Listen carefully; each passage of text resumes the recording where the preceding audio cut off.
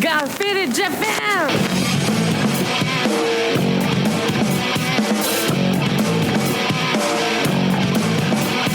Yeah, all the time I'm on business. I'm all about my business, but I ain't got no briefcase. Yeah, all I got's some whiskey. Open now the whiskey, bring it to you. Yeah, I'm leaning up against the door, and my feet are to the floor, and we're messing on go. Yeah, I've been in before. I'm a broken man, needing remedial lands. I'm all about my business. Let me love you till the morning. Let me love you till the morning, yeah. What's up, Peters? Welcome to yet another action-packed episode of Got Fitted Japan, and I am your host, Johnny. And as you fine folks know, Got Fitted Japan is about two dudes, booze, Japan, and the news. And faders, today we're here with a good friend of mine, a very talented photographer, a very brilliant artist, and a guy that I love to drink with, my good friend Vince. Vince, welcome to Got Fitted Japan, episode number 755. Yes, thank you. Thank you so much. Okay. All right. Excellent. That's it. We're done. That's it. That's it. I thought you were like, Johnny, I need to promote myself more. I'm like, all right, it'll hook you up. Oh, okay. So do I talk about myself now? I guess so, huh? Yeah, definitely. Yeah, okay. I'm just trying to see the window on the computer. I'm not sure. Okay. Should I make this bigger? I can make this bigger. Yeah, that's fine. I mean, everything's okay. Nice. Yeah, that's cool. Nice.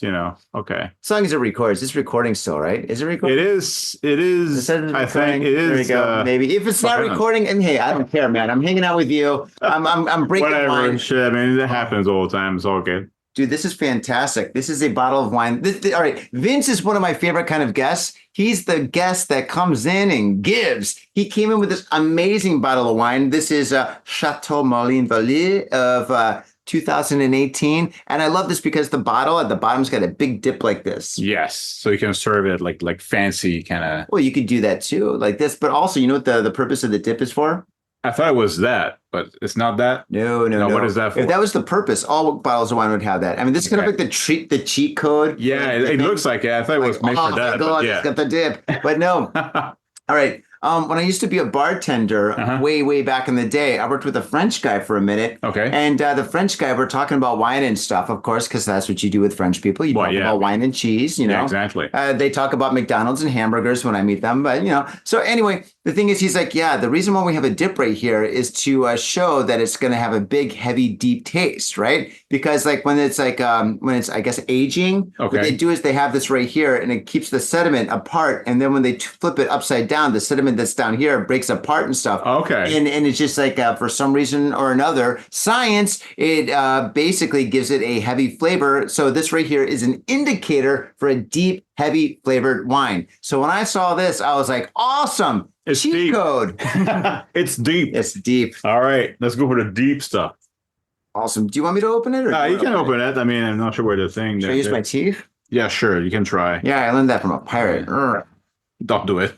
No. All right. I'll give it to you. One thing I learned about Got Fitted Japan is never show off when you're going live. Yeah.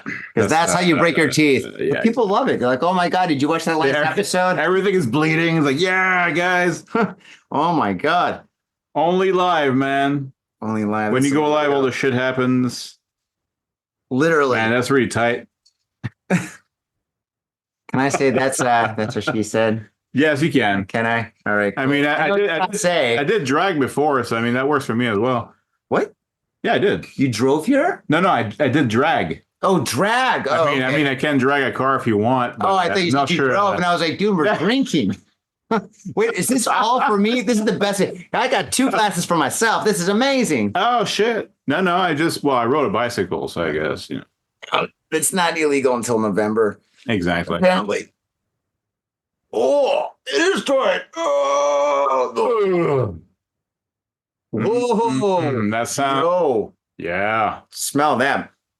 Oh, wow. that's deep. All right.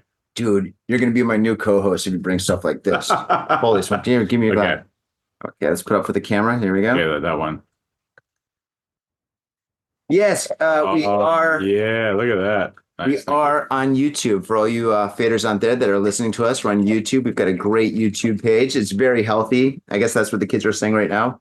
Oh, yeah, it's a very healthy YouTube page. Yes. A lot of content. Wait, they say that? It's really healthy? Only the snobs. Speaking of healthy, let's get sick. Cheers. Cheers. All right.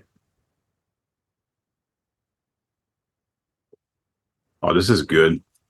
Wow. A good choice. Wow. Yeah, this is nice. I can't believe you got this at 7-Eleven. I bought it some like local alcohol shop near my place. So I live in ASAGAYA, so they know alcohol, so that's fine. You live in ASAGAYA? Yeah, I do. I've been there for like what, 5 years now? Vince, I thought you lived in Shibuya. I had a whole thing to talk. Wait, that Really? is Shibuya. ASAGAYA? Yeah, it is part of Shibuya. Oh, thank God. Okay, great. Right, I'm right. I mean, it is on the border of like Shinjuku and Nakano, I guess. You can just walk there for a few minutes and. Yeah, I thought it was just west of whatchamacallit, Yoyogi. Well, Is it? okay, hold on. You know the Shinjuku line, right? I know I'm saying Shinjuku right now, but like Shinjuku line, you take that line, you go west, you go towards like Hatsudai, that's the first one, and then Hadagaya. Mm-hmm. But those two stations and then Sasazuka, at least those three, they're all in Shibuya. Oh, Shibuya-ku. Yes. Oh, okay. All right. Cool. I'm sorry, I'm not that cool. No, dude, you're cooler than me, man. Dude, anybody that brings like a bottle of wine Megiro's fine too. I mean, like Megiro's okay. I was thinking of living in Nakameguro for a while, but like that didn't happen.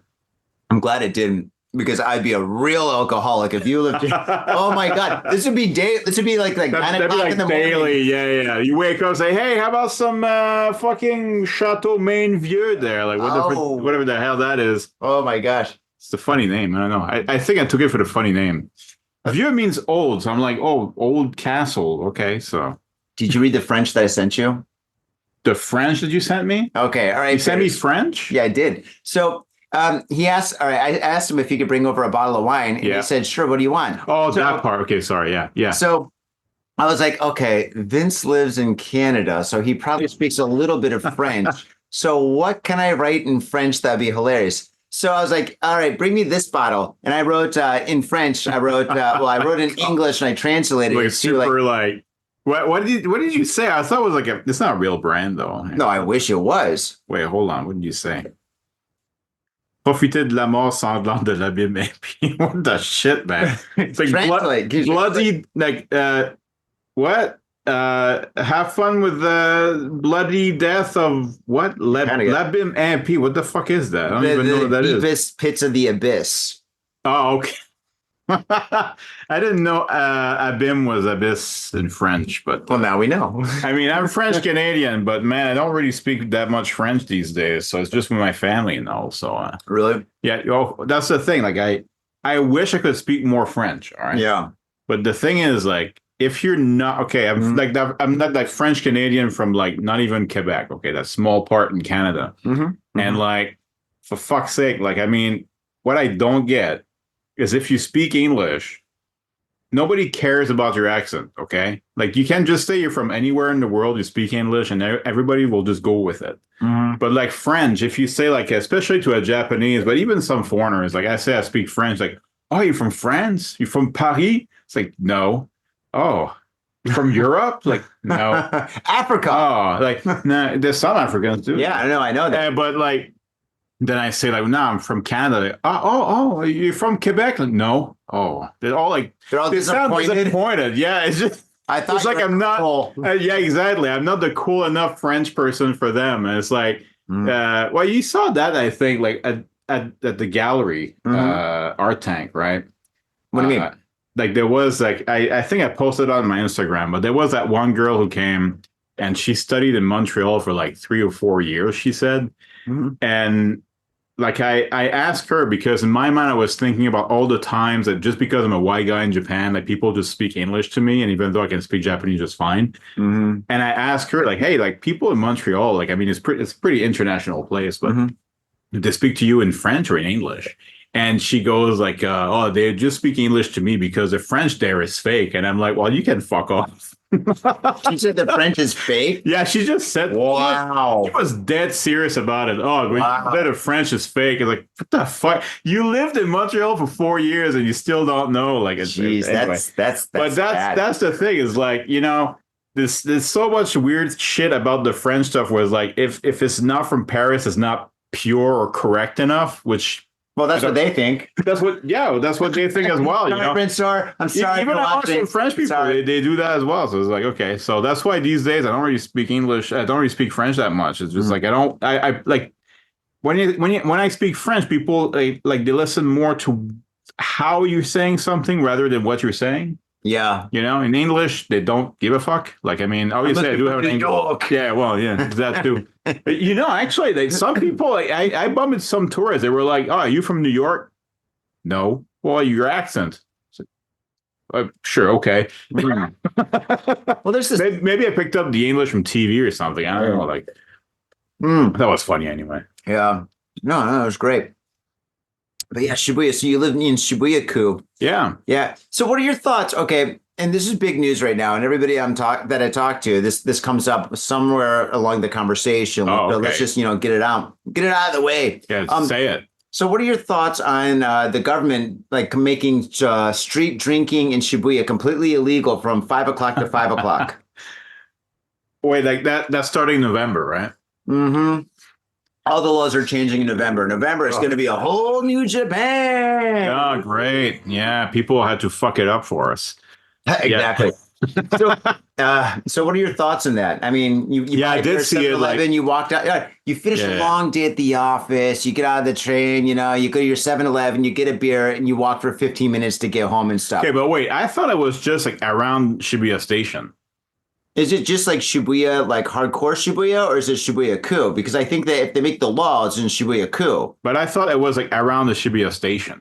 They might just enforce it at Shibuya Station, but it's for Shibuya-ku. You can't make a law for like half. You can't make like a law for like half of a city or something, right? Well, they kind of imposed some restrictions during Halloween. I remember it was kind of like that. Yeah, it was. So I thought they were just gonna take that and make it the like year round kind of thing. Yeah, they are. But that's just around the station. It's not the whole coup or whatever. I thought it was for the whole coup. Oh, how can you make like a law that's not for a whole coup? That's like making if it's for the whole coup, that fucking sucks, man. Yeah, because I mean, I think if you make a law, it's got to be like for the coup.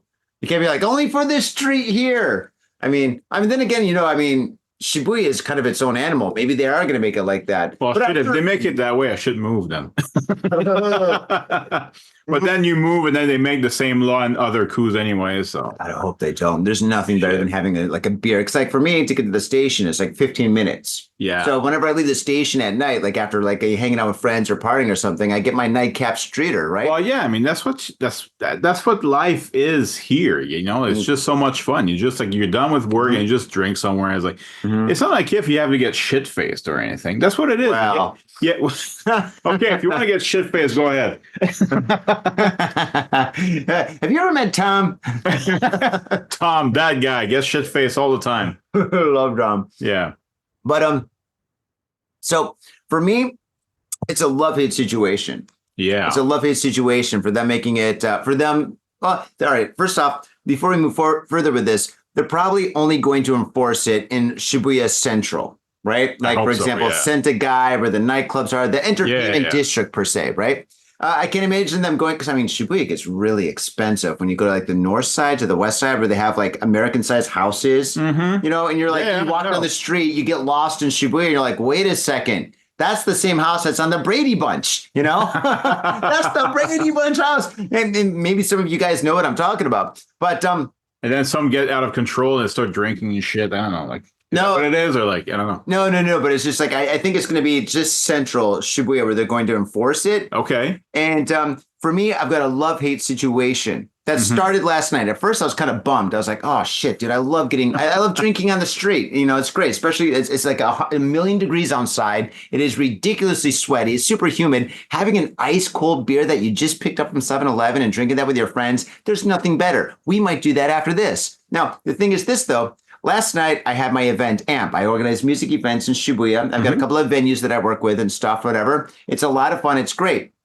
The one in Shibuya, we pick up a lot of tourists, right? Because it's right off Dogonzaka. Yeah. And it's surrounded by bars and nightclubs and little hotels. And the thing is, it's great. But recently, the tourists have been, tourism is up 30% from last month, which is insane because it is. There's like, what, 40 million people? There's so many of them. Everywhere you go, it's tourists everywhere now. It's like, where are the Japanese people? Like, yeah, I know. Even my place, it's just like everywhere. I'm like, what the hell are they doing? Oh, everybody's traveling, yeah.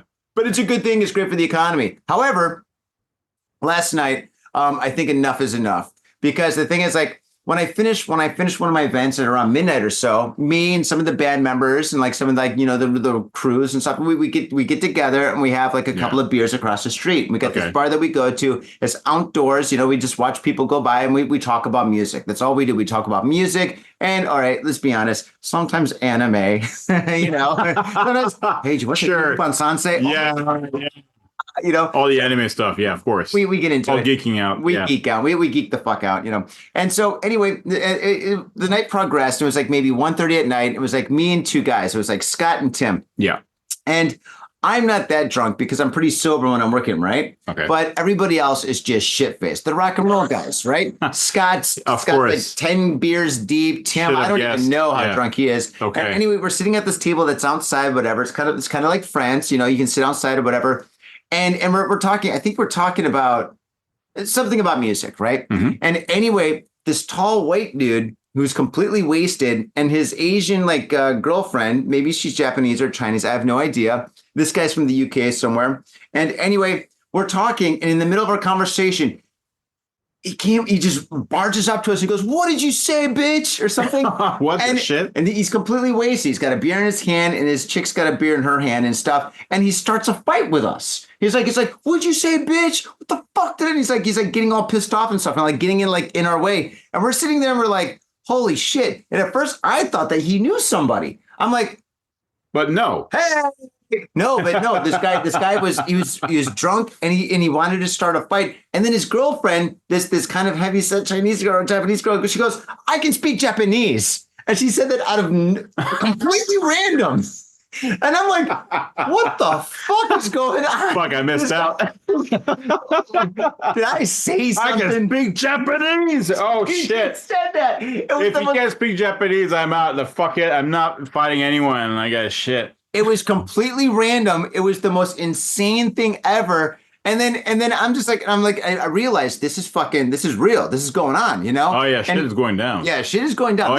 This guy's he's pissed. Like snicker popping out, and he's completely blackout drunk, right? And I'm sober enough where I can tell the situation, right? And I know if one of these guys says something a little bit smart-assy, somebody's gonna drop a bomb, right? That's it. And That's I know, done. And then I just thought, just for a second, just for a split second, my brain goes,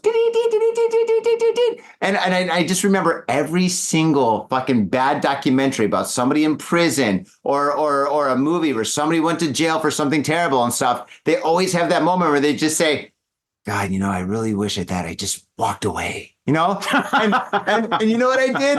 It just popped into my head randomly. And then I'm you just walked away. Exactly. I drank my beer, I put it down, done. And I said, "Fucking tourist." And then I walked into the bar and I shut the door and I was going to lock it. Like, fuck it, dude. I hope they don't come in after they heard me say that. Yeah. But I just shut the door and I sat down and I ordered a beer and stuff. And I just focused on getting the beer. And I bullshitted a little bit for a second with the bartender and stuff, whatever. And then I looked outside and then there's my two friends. They're just talking. And so I walked outside and then they're in mid-conversation. But it's the same conversation that they were having before the guy tried to fight them. And I look over, I'm like, we're still talking about Fender, huh? Yeah, great guitars. Yeah, absolutely. Yeah. And then we just ignore the whole fight. It's like, yeah, fuck it. As if nothing happened, right? That's how you should do it. Oh my God. That was walk away and just ignore the whole thing. When I came back and stuff, the conversation pursued, we stayed for another couple of beers and stuff. And then after that, I was like, fucking, they really should stop the street drinking in Shibuya. Oh my God. Because it just takes one bad apple that wants to start a fight. I mean, what if that guy swung? I mean, this guy was a tall, goofy dude. Yeah, you don't want to fuck up with that. That's the thing. I mean, I think that all came from the time of Halloween, right? That Halloween started with that thing on the Yamanote, the Yamanote ride, whatever. Like somebody would just like take over a whole car. Oh, that was back in the 90s. Yeah, it was back in the 90s, and then like it kind of grew. Like okay, people start telling them stop doing that, and they stopped. So they started like getting off at Shibuya instead and start the party there. And the whole Halloween thing was like ballooning in Shibuya. Yeah, but nothing was official, so it was just something that would just happen every Halloween. Yep. And then the official of Shibuya kind of saw that, and they're like, okay, well, we need to do something about this. So they started officializing it, making it more boring and to watch or survey all the surveillance and everything. Like, oh yeah, you had like the police on top of like some fucking booth or whatever, like watching people. Tower trucks, yeah, stuff like that. Yeah, exactly. Oh, they had that, yeah. So, yeah, and after a while, like they had to because there's so many assaults. Yeah, well, yeah, there was like a lot of sexual assaults and bad stuff. There was that, so and then they were like, okay, well, we'll make it official, so now everybody should be safer and whatever. And then the next year, they're like, you know what? Halloween doesn't happen in Shibuya. They just flat out said that in some big ad campaign, like, okay, there's no Halloween in Shibuya. Get the fuck out, just go somewhere else. And I think it just stems from that. So do I agree or disagree with this? I don't know. I mean, tourist or not, like, yeah, some like people living here all their lives too. They just go like shit face, and like some, are smarter to just go away like you did. Some don't. They start fights. They start driving and shit. There's just, I don't know, man. I mean, everybody's just like, not everybody's acting the same with alcohol. Like me, like when I start drinking, like when I realize, I get drunk at some point, and I realize it, and then I start getting depressed, and then I just like, you know what? I'm just like that. I don't know why. Depressed? Oh, my beer is empty. No, actually, like if I drink too much, like I tend to get some weird thoughts and all that. So I'm like, you know what? I'm just gonna walk away. It's like it's probably better. I don't want to like ruin anybody else's party. So I'm like, okay. I've been with you a lot of times and stuff. No, I've never seen that, man. You're like you got great stories. I mean, I do my best to control myself. So. All right. Well, let's let loose tonight. It's Saturday. Exactly. Saturday in the park. Thought it was the 4th of July. Hi. But it wasn't. We're in September, so. Little Chicago. Yeah. Yeah. Yo, what's up, Vader? Scott Vader Japan has got a new sponsor. Our new sponsor is Gamuso Bar, located in Asagaya, Tokyo.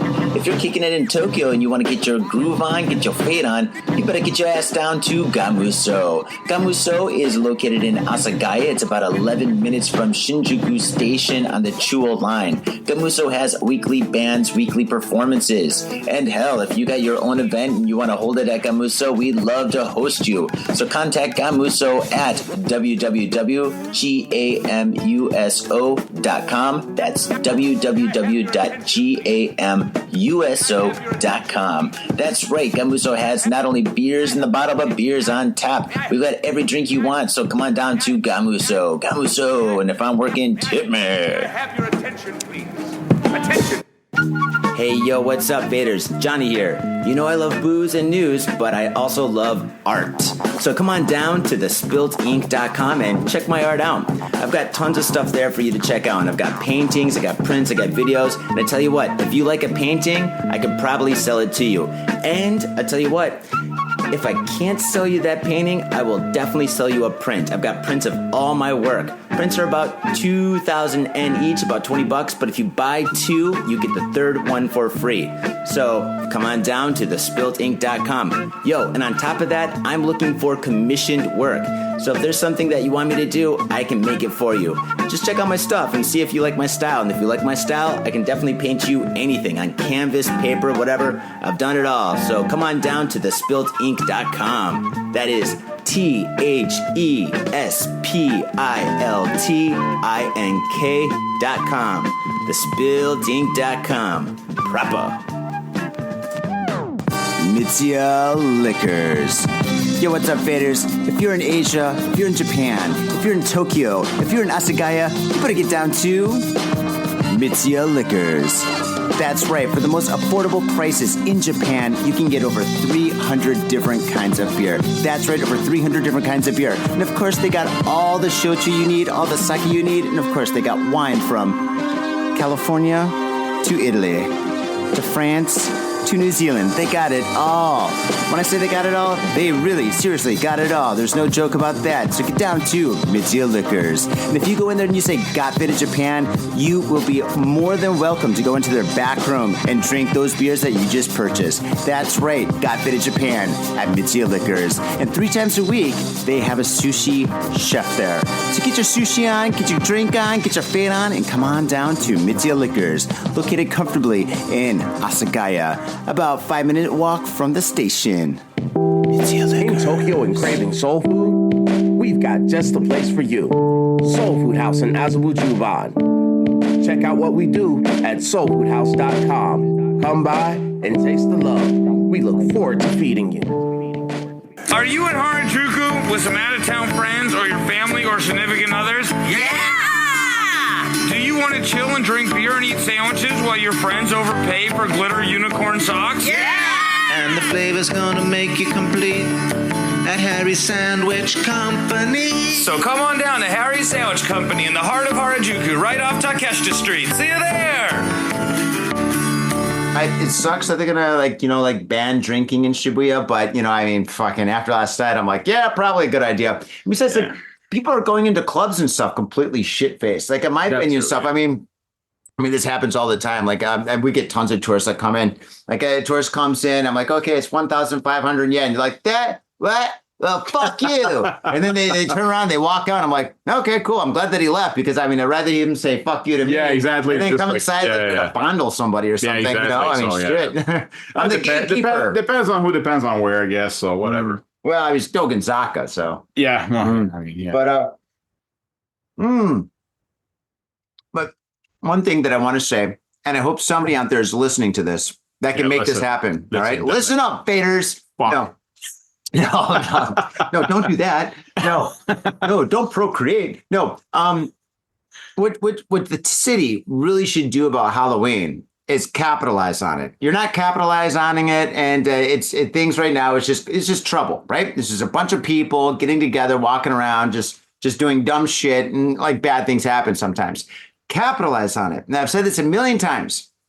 What the city should do is just basically have Halloween in Yoyogi Park. Yoyogi Park in the evening is completely empty. It's a beautiful park.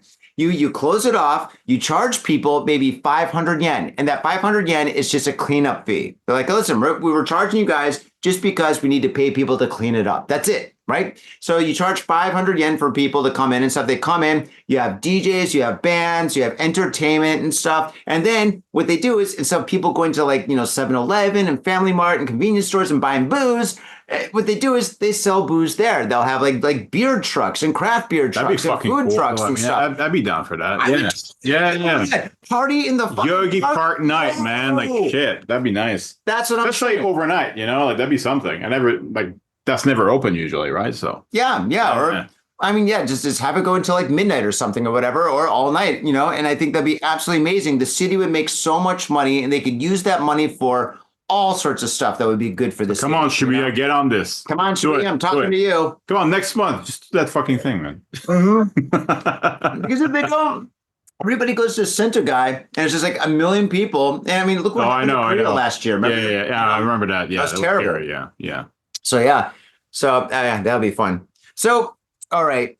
I love hanging out with you. I love talking with you. I love drinking with you. But what I also love about you, other than your smile, is your photography. Oh, thank you. Yes, and I want to talk to you a lot about your photography. Okay. Faders, there's this guy right here is a genius. This guy knows what he's doing. He knows about lighting. He knows about posture, position. He knows about the fashion. He knows the colors. I know my shit, man. Okay, there we go. I'll put that in your gravestone. He knew his shit. Yes. While he was alive. Yeah, exactly. Now that I'm dead, I don't do anything. So yeah. Sorry. You missed it. After I died, I was like, whoa, what is this? This is a new experience. I'm just dead, just floating around and shit. The cosmos. Yeah. Oh my gosh. But yeah, your photography is absolutely brilliant. Thanks, man. We showcased art together at Tokyo Art Tank. Your exhibit was absolutely amazing. You had a monitor that caught the attention of every single eyeball and heart that came into Tokyo Art Tank. It was spectacular. Your work is just amazing. I'm gonna put some like of your photography up here and stuff so people can watch it somewhere. Like just shove it up on there. It's gonna be dope. DAF, as the kids say. DAF. What is that? As fuck. Okay. Yes. Yeah. All the neologisms I'm learning today. You know, I hang out with DJs and they're all like in their 20s. They say the week. I know now. Like I feel like the sage kind of thing. You know, like I just don't have the beard, whatever. Like if I had like a white beard or something, I like a long ass one. Like in my time, you need to dial up to the internet, like that sort of shit. Oh my gosh, I do remember those days. But your photography is absolutely amazing. I love your stuff. I love it when you post new stuff. It always makes me so happy. Your new stuff that I want to talk about is really cool. And so, without further ado, I want to hear about your photography journey. How did you get into photography? Okay, well, how did I get into it? Yeah. Nobody asked me that before, so okay. Really? Yeah, people see my stuff, they like it, and then that's it. They never actually dig into that sort of thing. Well, that's why you come to Got Japan. That's why I'm here tonight. Yeah. So okay. Well, I thought you were here for the booze. Well, there's that too. I mean, that and the big ass microphone we have in front of us. That's pretty cool. It is pretty cool. I've had it for years. Put a picture of that too. How did I get into that? Well, okay. Thing is, I always did photography, even though I was like back in school, whatever. Like I was just like, I always had a camera on me at all times. Could have been like one of those like old like film cameras, like the old shit, whatever. And then like you had a digital one. It's always like with me all the time. People made fun of me for that. That was kind of funny because he's creative. Yeah, I know, but it's not only that, but it's also like everybody has a smartphone now, so it's like, oh, nobody's laughing at them now, like now it's just normal. So whatever. So I used to take a lot of photos of like, it was more like architecture and natural mock kind of thing, but I was getting bored of it.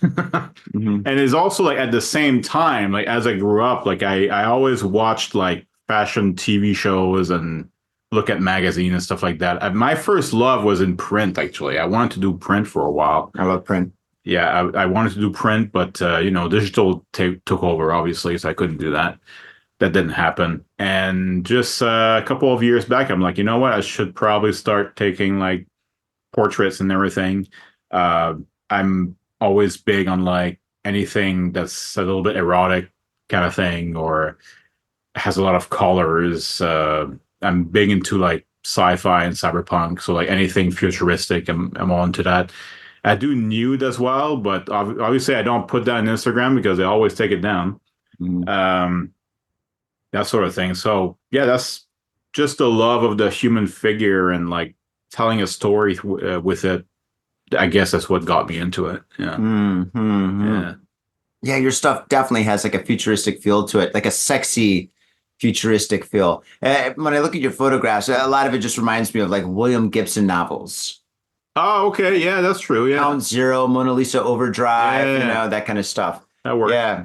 You ever read William Gibson? No, I never did. That's a funny thing. Like people like that, like you right now, like they bring up some names of other people, like, and most of them I've seen their work, but I never actually got much into it. Like, and then I'm like, yeah, well, I got Geiger too, so I was like, okay, and I'm like, yeah, oh, that's true. Yeah, I never really thought about it. Maybe it was subconsciously I did the same thing, or I don't know, like it could be that. But I mean, they're good stuff too. Obviously, I mean, it's great.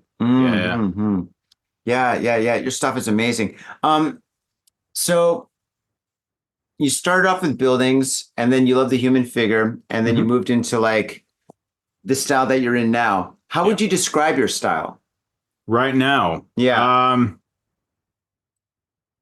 Like I try, like especially when I do something with a real human body, if I don't use AI or shit like that, like I try to make it as surreal as I can. So that's my style, basically. So you probably saw the latest photos that I put on my profile where like you have that girl just covered like with slime oozing all over her and everything. And with the story where like that ooze is actually like a symbiont or like some living creature that's trying to study the human body and that sort of thing. Really? That's the concept behind those photos? Yeah. Wow, Yeah. that's cool. So I went with that, and so yeah, that's the style. Like I always go like more futuristic, more like if I can make it surreal, that's what I do usually. I love surrealism. So I guess I can just call it that way. Yeah. So futuristic surrealism? Yeah, let's go with that. That works. Erotic, futuristic, surrealism. Oh, you got to make it an acronym. That's too many words. That's too many words, doesn't man. roll off the tongue, man. Yeah, okay, yeah. So erotic, futuristic, surrealism. EFS. EFS. EFS. That's my thing. I'm doing some EFS. I'm really into the EFS work that you're doing right now. I think the EFS stuff that you're trying to approach is just very attractive. Just good the concept of the EFS is just, if you say it enough times. Yeah, exactly. If you say it enough time, it becomes familiar and people think, oh, that's a thing. I didn't know that. Oh, yeah. I got a brother that's into EFS. I love EFS. Oh my God.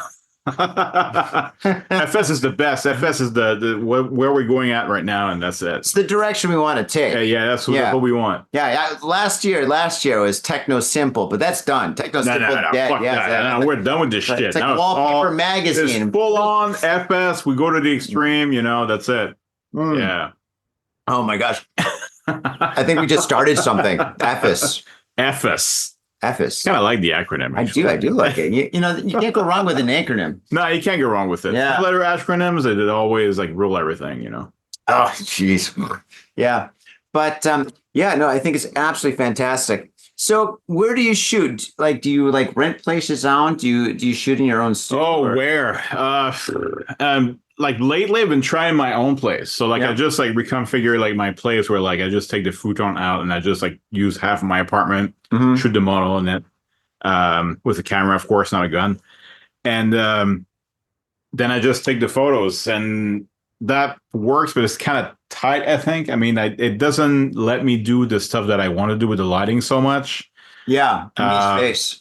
I need space, yeah. And like the backdrop too, like sometimes you see in the photo where like you see the backdrop has been used where you have like all those like folds into the fabric. It's like, okay, I don't really like this. So so like I was renting studios before, and I think I'm gonna do that again. Because I do have some models that want me to take photos of them, and I have some concept I'm coming up with, and I'm like, okay, I'm gonna need a studio for that. I'm not gonna do that at home. So so sometimes, at home, like usually a studio setting. I rarely do outside photography, even though I should probably do that a bit more, especially when it's like more cyberpunk kind of thing. Like places in Tokyo work pretty well for that. I mean, I should do that more often, but it just didn't happen. So I think at some point I'll do that too, Actually, funny enough, like I posted a photo on my secondary account, the Vin MA account. I think I linked it in my profile. Yeah. And there's a picture of like, I took a picture of like somewhere in Miyashita Park. I actually used a filter and multiple exposures. I used a filter for that.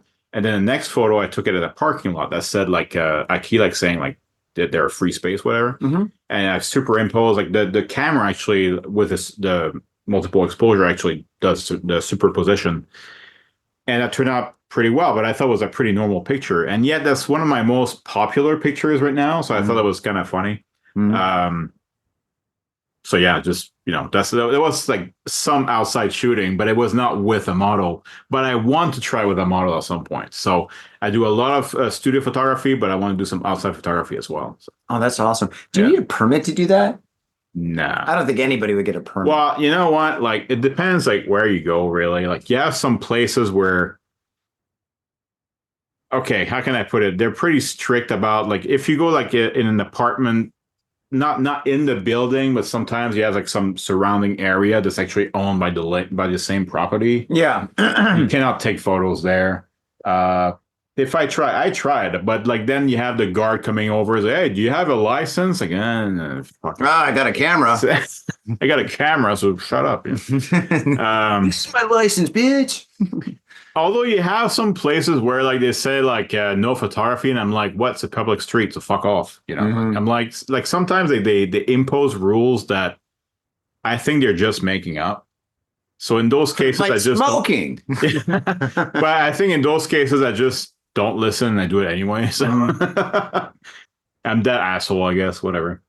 Oh, if you got a model and you're doing a shoot, I think, yeah, it's different than somebody like taking a selfie for Instagram or something. Or it's also like, it's not like if it wasn't anybody's way. I'm not interrupting anybody's business or anything. I remember one time, like in what is it called again? Like the the place they sell a lot of fabrics. Fuck.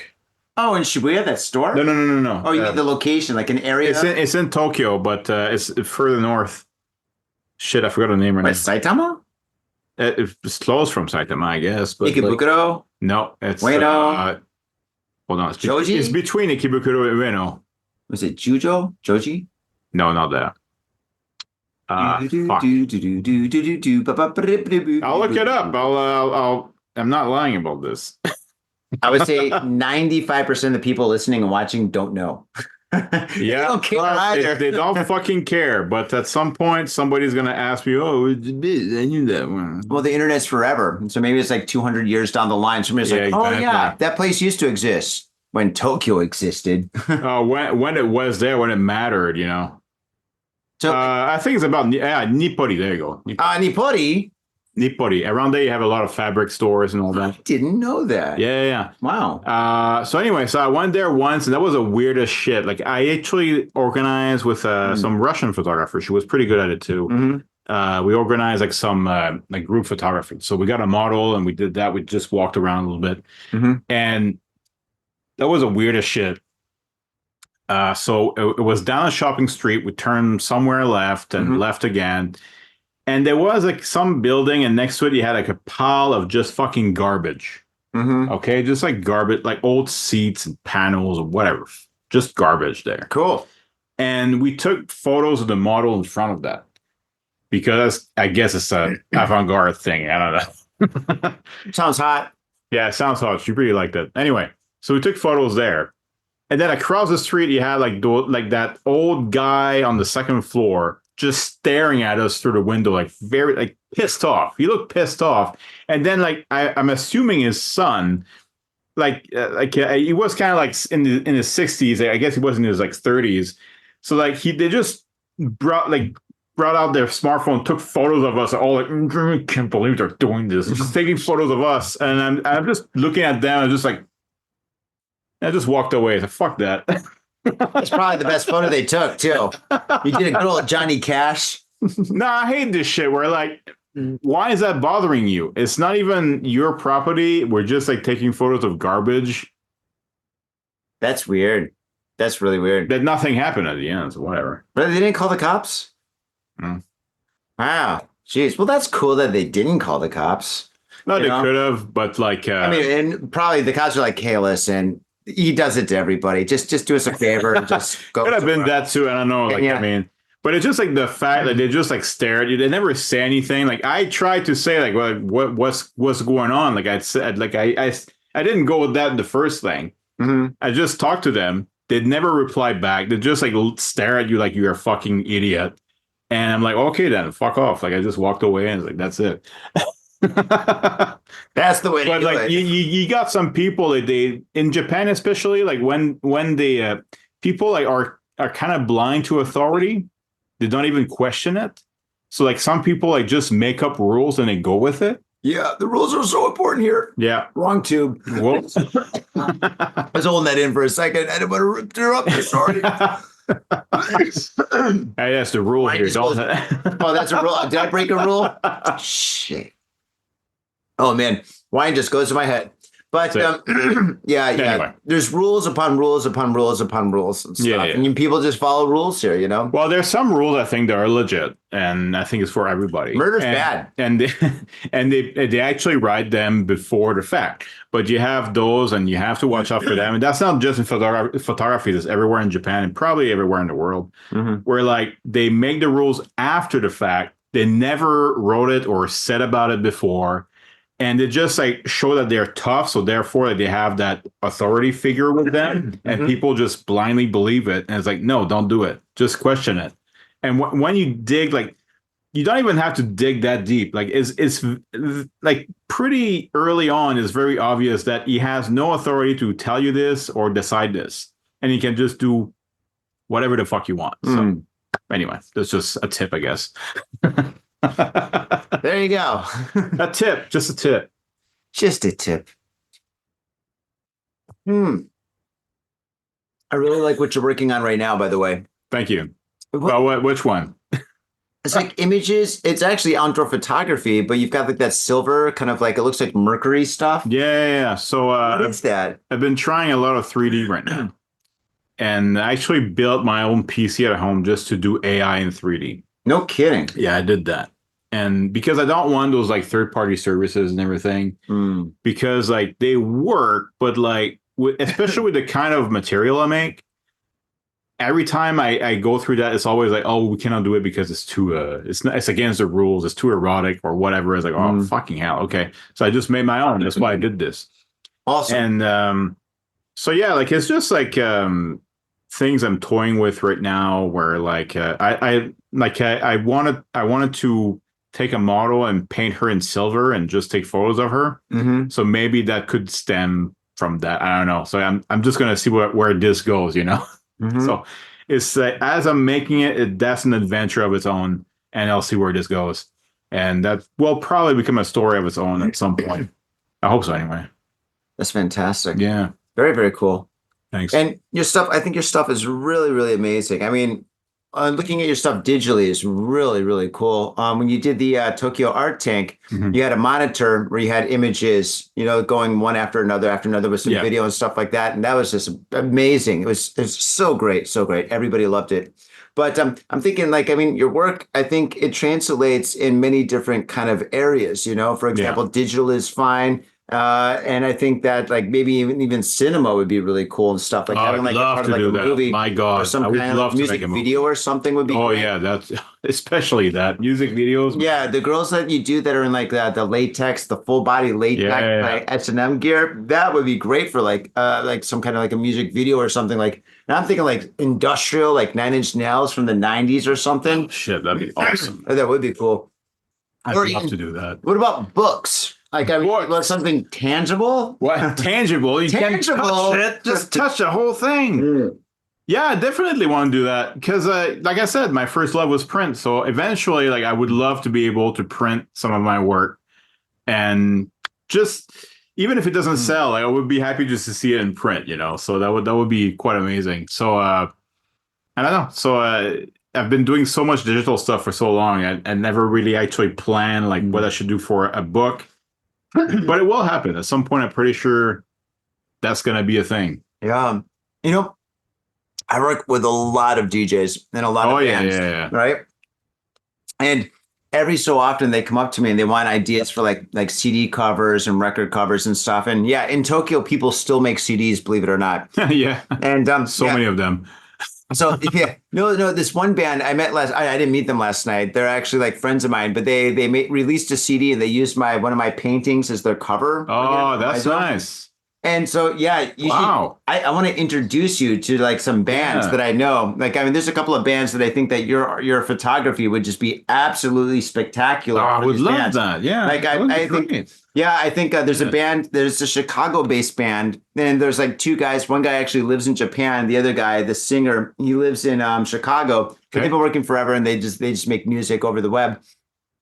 They're called SPILT. Are they all making it remote? Like, they make it together and then they play together. Like sometimes like one guy will fly over to like the bassist. Really? He'll fly to Chicago and they'll play gigs over there. Okay. And then I think in December or November, whatchamacallit, the singer is flying over here to Japan or something. So yeah, but they've been together for ages and stuff. But I think their music would be absolutely fantastic. It would be awesome. Very, very well. I'd love to do stuff like that. Yeah. So I want to introduce you to some of my friends. Get some models and everything. Have the fun. I'd love to do like live performances too. Like, I mean, make a live photo shoot. Like I was thinking, like that's like you saw the photos of the slime and stuff, right? So I was thinking, what if I did that live, like in front of an audience, like while maybe a DJ is playing music or something, and just like cover a girl in slime or something, or like I could organize that, no problem. Oh well, yeah. Let's get on. Kind of like what I do. Yeah. Okay. Yeah. Let's do that. You can't do that. You can't do that in any of my corporate gigs. Hey. Okay. All right, everybody, guys. This is the first time you hear about this. It's gonna happen. Yeah. The corporate guys. They don't even like stand-up comedy. Stand-up comedy is the worst. You think stand-up comedy would be great at a corporate gig that you're organizing, like event planning? So is it that bad? See, they hear the jokes, but they're all like kind of nervous because their boss is there. Like nobody wants to laugh. At, like, kind of a borderline racist. Oh, you mean joke. like corporate events, like when the comedian is at a corporate event kind of thing? Like is that what you mean? Yeah. Oh, So okay. I do event planning, right? Because I organize like my own music events and art events, but also I do like corporate stuff sometimes. Not too often. I actually don't really. Yeah, I want to go to that music thing that you went to yesterday. Like you do that how often? Oh, Violet stuff? Yeah. Oh yeah. So last week that was Emo Wave.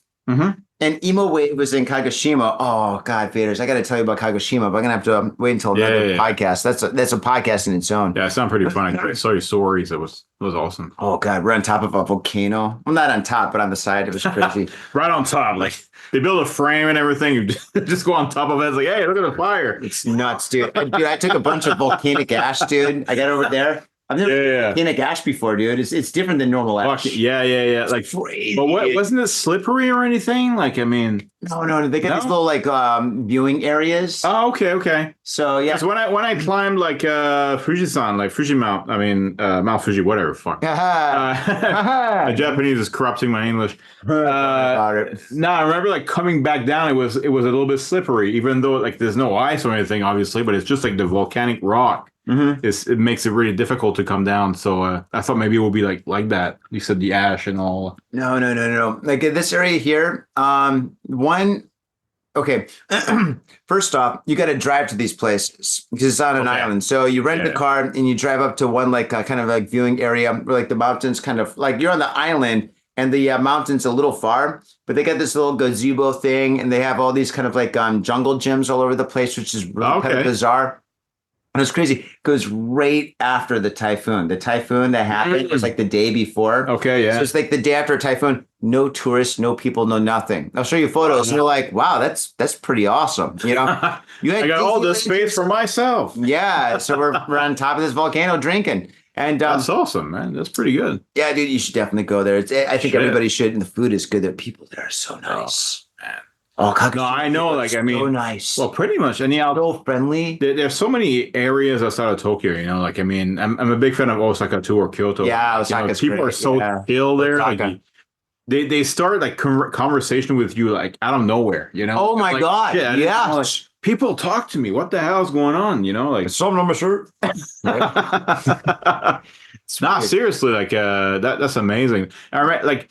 Even like people outside of Tokyo coming to Tokyo are a little bit like that, right? I remember like going for a week. Yeah, well, no, I mean like I went to like a gyoza place. I remember like 2 years ago. It was like a gyoza festival. Yeah, I forgot where it was. It must have been amazing. I loved that. That was great. But like, stickers. I just went there by myself, and like I just sat down and just like enjoyed the gyoza. I was just like just eating gyoza, And then the girl next to me, her boyfriend left the table to get gyoza, and she looks at me. She starts talking to me out of nowhere.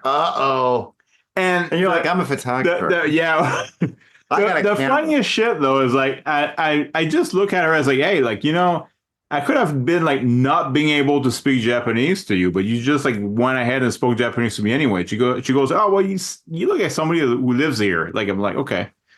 That was it, and we just chatted a little bit about the food and everything, and like the way you held those chopsticks, I was like, "You've been here for a minute." Yes, exactly.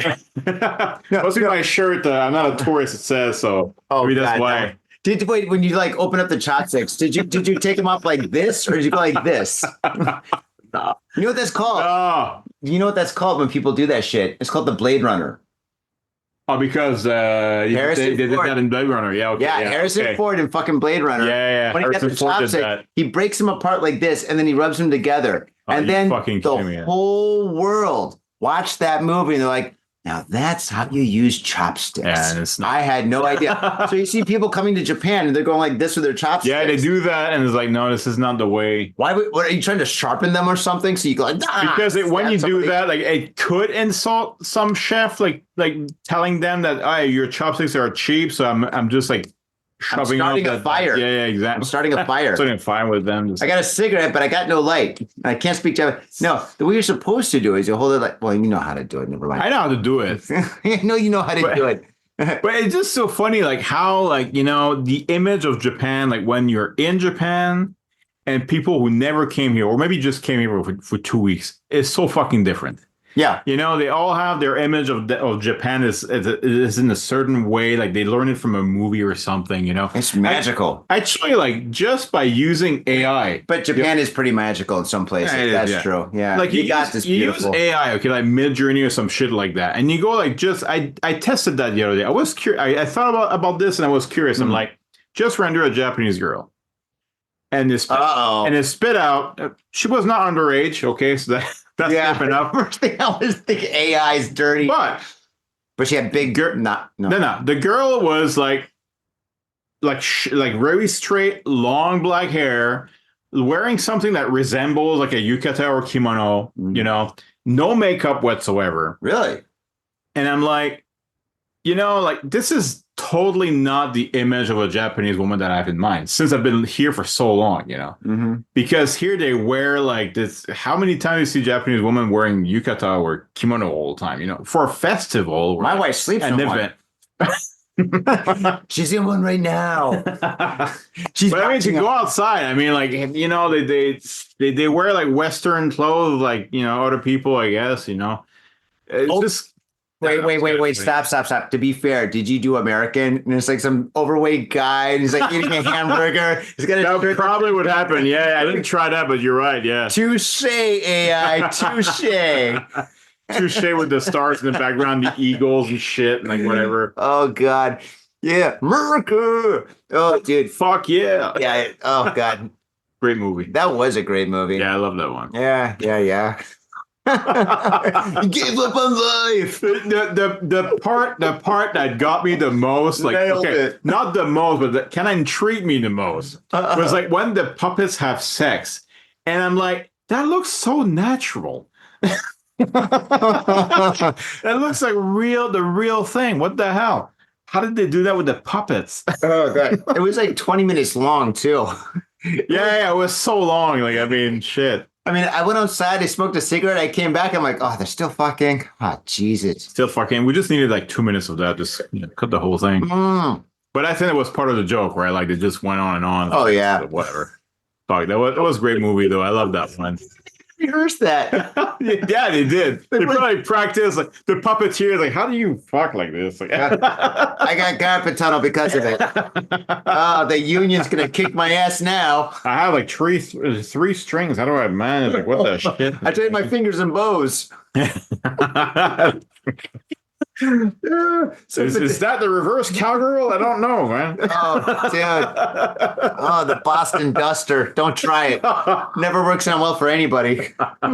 Oh, God. Fucking hell. Oh, the Cleveland Tunnel. But so photography. Yeah, okay, that thing. Yeah, that's right. That's the thing I'm doing. Your job. Okay. Job, yes. So when you do a photo shoot, let's say you're going out and you're doing a photo shoot like in a studio, how much stuff do you bring? How many cameras? Do you bring like a big suitcase or do you I'm pretty much a light traveler, honestly. Like I bring like usually just that one camera. Sometimes I may bring a backup, but I often don't even use it. So I bring that and I bring some lighting, mostly LED lights, big, like the big square ones. You just put that up like, And or sometimes I need like more of the lines. So I don't bring that much gear, honestly. So I've seen photographer who they do more like commercial shooting. Yeah, I mean they wouldn't do erotic anything, you know. And they bring like the big ass battery, the big ass light with the battery on it. It's just like a bunch of batteries, you know. It's just like amazing to see that, like all the machinery into this. And I'm like, I don't do it that much. I just like bring the camera, some backup adapters, I guess, and like I don't bring that much. The necessities. Yeah, that's it. That's it. That's all I need, you know? Yeah. That's cool. And maybe I need to bring some slime or whatever because, you know, that happens in the shoot, I guess. Yeah. Yeah. What about like the outfits? Like a lot of your outfits are really, really, I mean, they're sexy and just, I mean, it's hard to buy, I guess you could say. Yeah, but they're usually owned by the models. So a lot of the times, how do you meet these models? They put slime all over their breasts. I mean, how do you meet girls like that? Well, they come to me actually. They send me messages. Sometimes I post some ads saying I'm looking for a model for for a certain kind of idea. But often, like I already know enough people to just go like, hey, that would be a good fit for that person. I just message them. You know? Yeah. But often, like I have people just messaging me. Yeah. And it's like, I'd love to do a shoot with you. Like the last woman, the slime.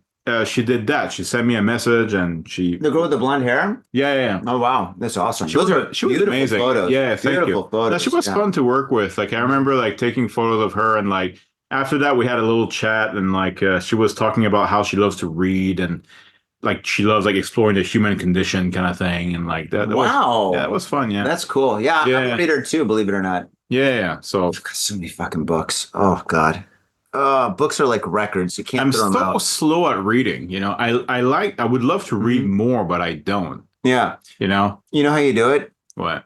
This is how you read. Okay, because I know you're about as busy as I am. I'm so fucking busy. Yeah, I know. I'm stupid busy. To be honest, I shouldn't even be drinking. I'm so busy. But what you do is you wake up early. You wake up, all right. So if you're supposed to wake up at 6 o'clock or 7 o'clock to like start your day, wake up an hour earlier. Make coffee, sit down, don't check your phone, don't do anything, and just like set aside that 1 hour for reading. And when you don't have anything to do, no internet to check, nothing like that, no distractions, no nothing, that 1 hour is like an hour that you have of pure focus. And then you sit down and you read, and that's how I read. And I read a lot of boring books, to be honest. I mean, most of the time I read business books. Like, okay. I mean, I'm an entrepreneur. You're a businessman. Well, I mean, I'm an artist, but I'm a businessman. I got business cards and everything. You're an entrepreneur. Well, the thing is, it's just that big ass French word for some reason. No, rendezvous is the crazy French word. Spell that. Is it? Fader spell rendezvous. R-O-N, rendezvous. There's got to be an A in there. There's a vowel. No, dude. You know what it means literally? All right, hold on. I should know this since I said it. Rendezvous. Okay, so literally, we use it as a meeting place. Yeah.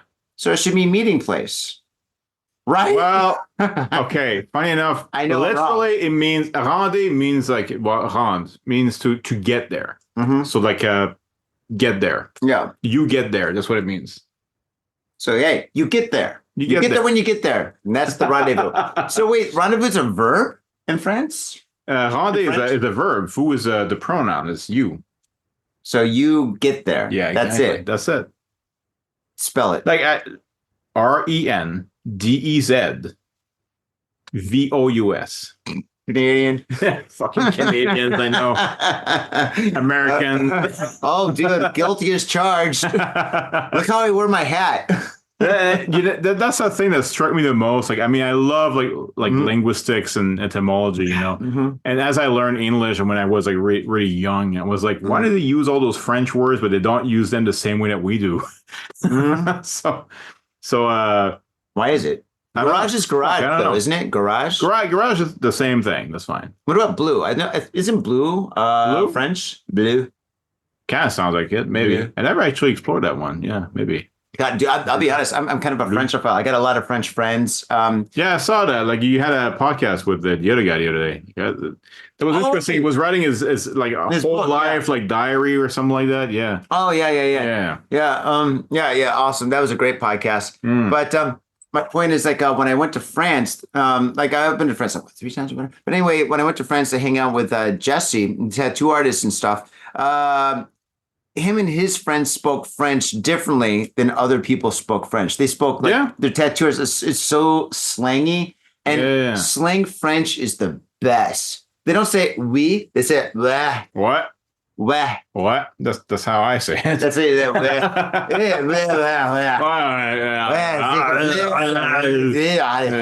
Now I'm dude, Arnold Schwarzenegger. So raw, dude. I fucking love it, dude. I'm like, dude, I want to learn French, but I want to talk like that. Exactly. That's the best way to talk it, like. Bleh. Like when I meet a Japanese and they just like learn like standard Parisian French, I'm like, nah, I don't want that shit. Well, that's how we all learn like Japanese, though.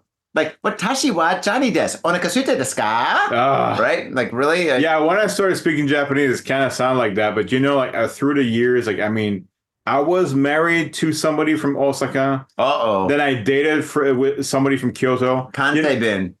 Yeah, all the Kansai bin is like all mixed up right now, Mm-hmm. And like the worst shit, like that's the one thing that always stuck with me is like I speak with a lot of people from Osaka at my work. Okay. Mm-hmm. And how many? Yeah. I can speak. But the first thing I learned really quick because it was confusing everybody is the word jibun. Jibun. You know jibun? I probably should know jibun. Oh, that's Kansai bin?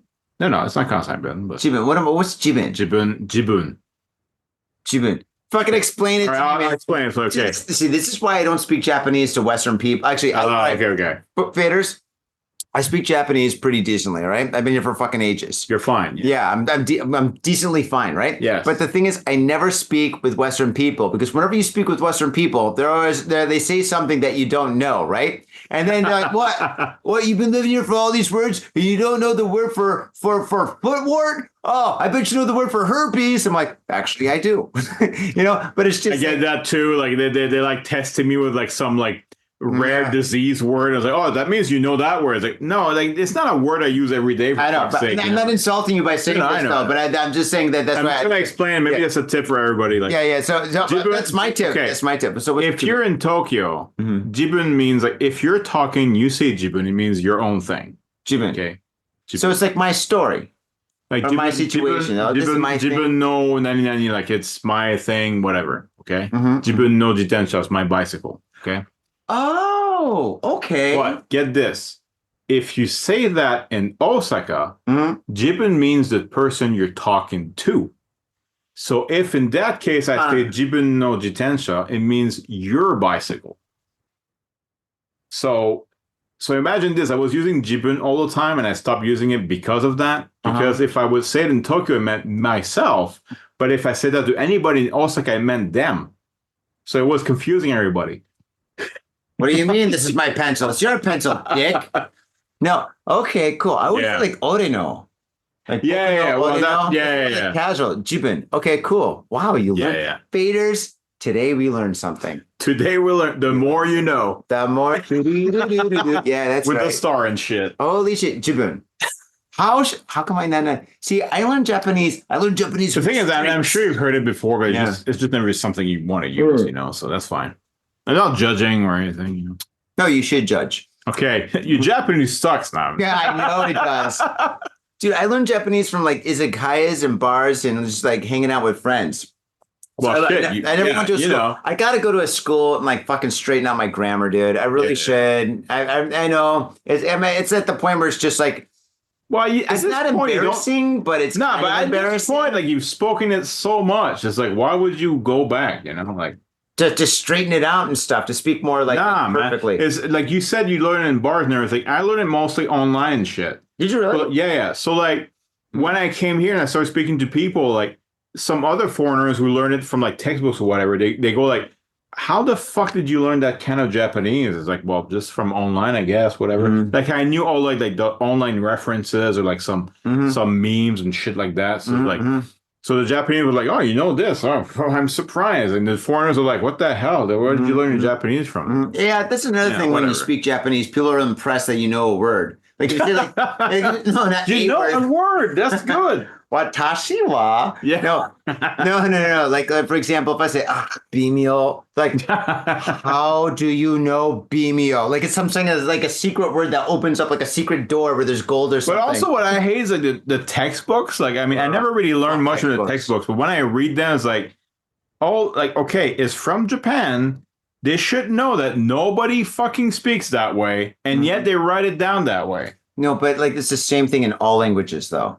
It is. It is. You're right. How are you? I'm fine, thank you. No, not that. This is a door. When I learned English, it was all like oh, hello, Tom. How do you do? How do you do? And it's like, nobody fucking says, how do you do? What the hell are you talking about? Yeah, that's right. Nobody says it. I don't say it anymore. Wait, do you say it? All the time.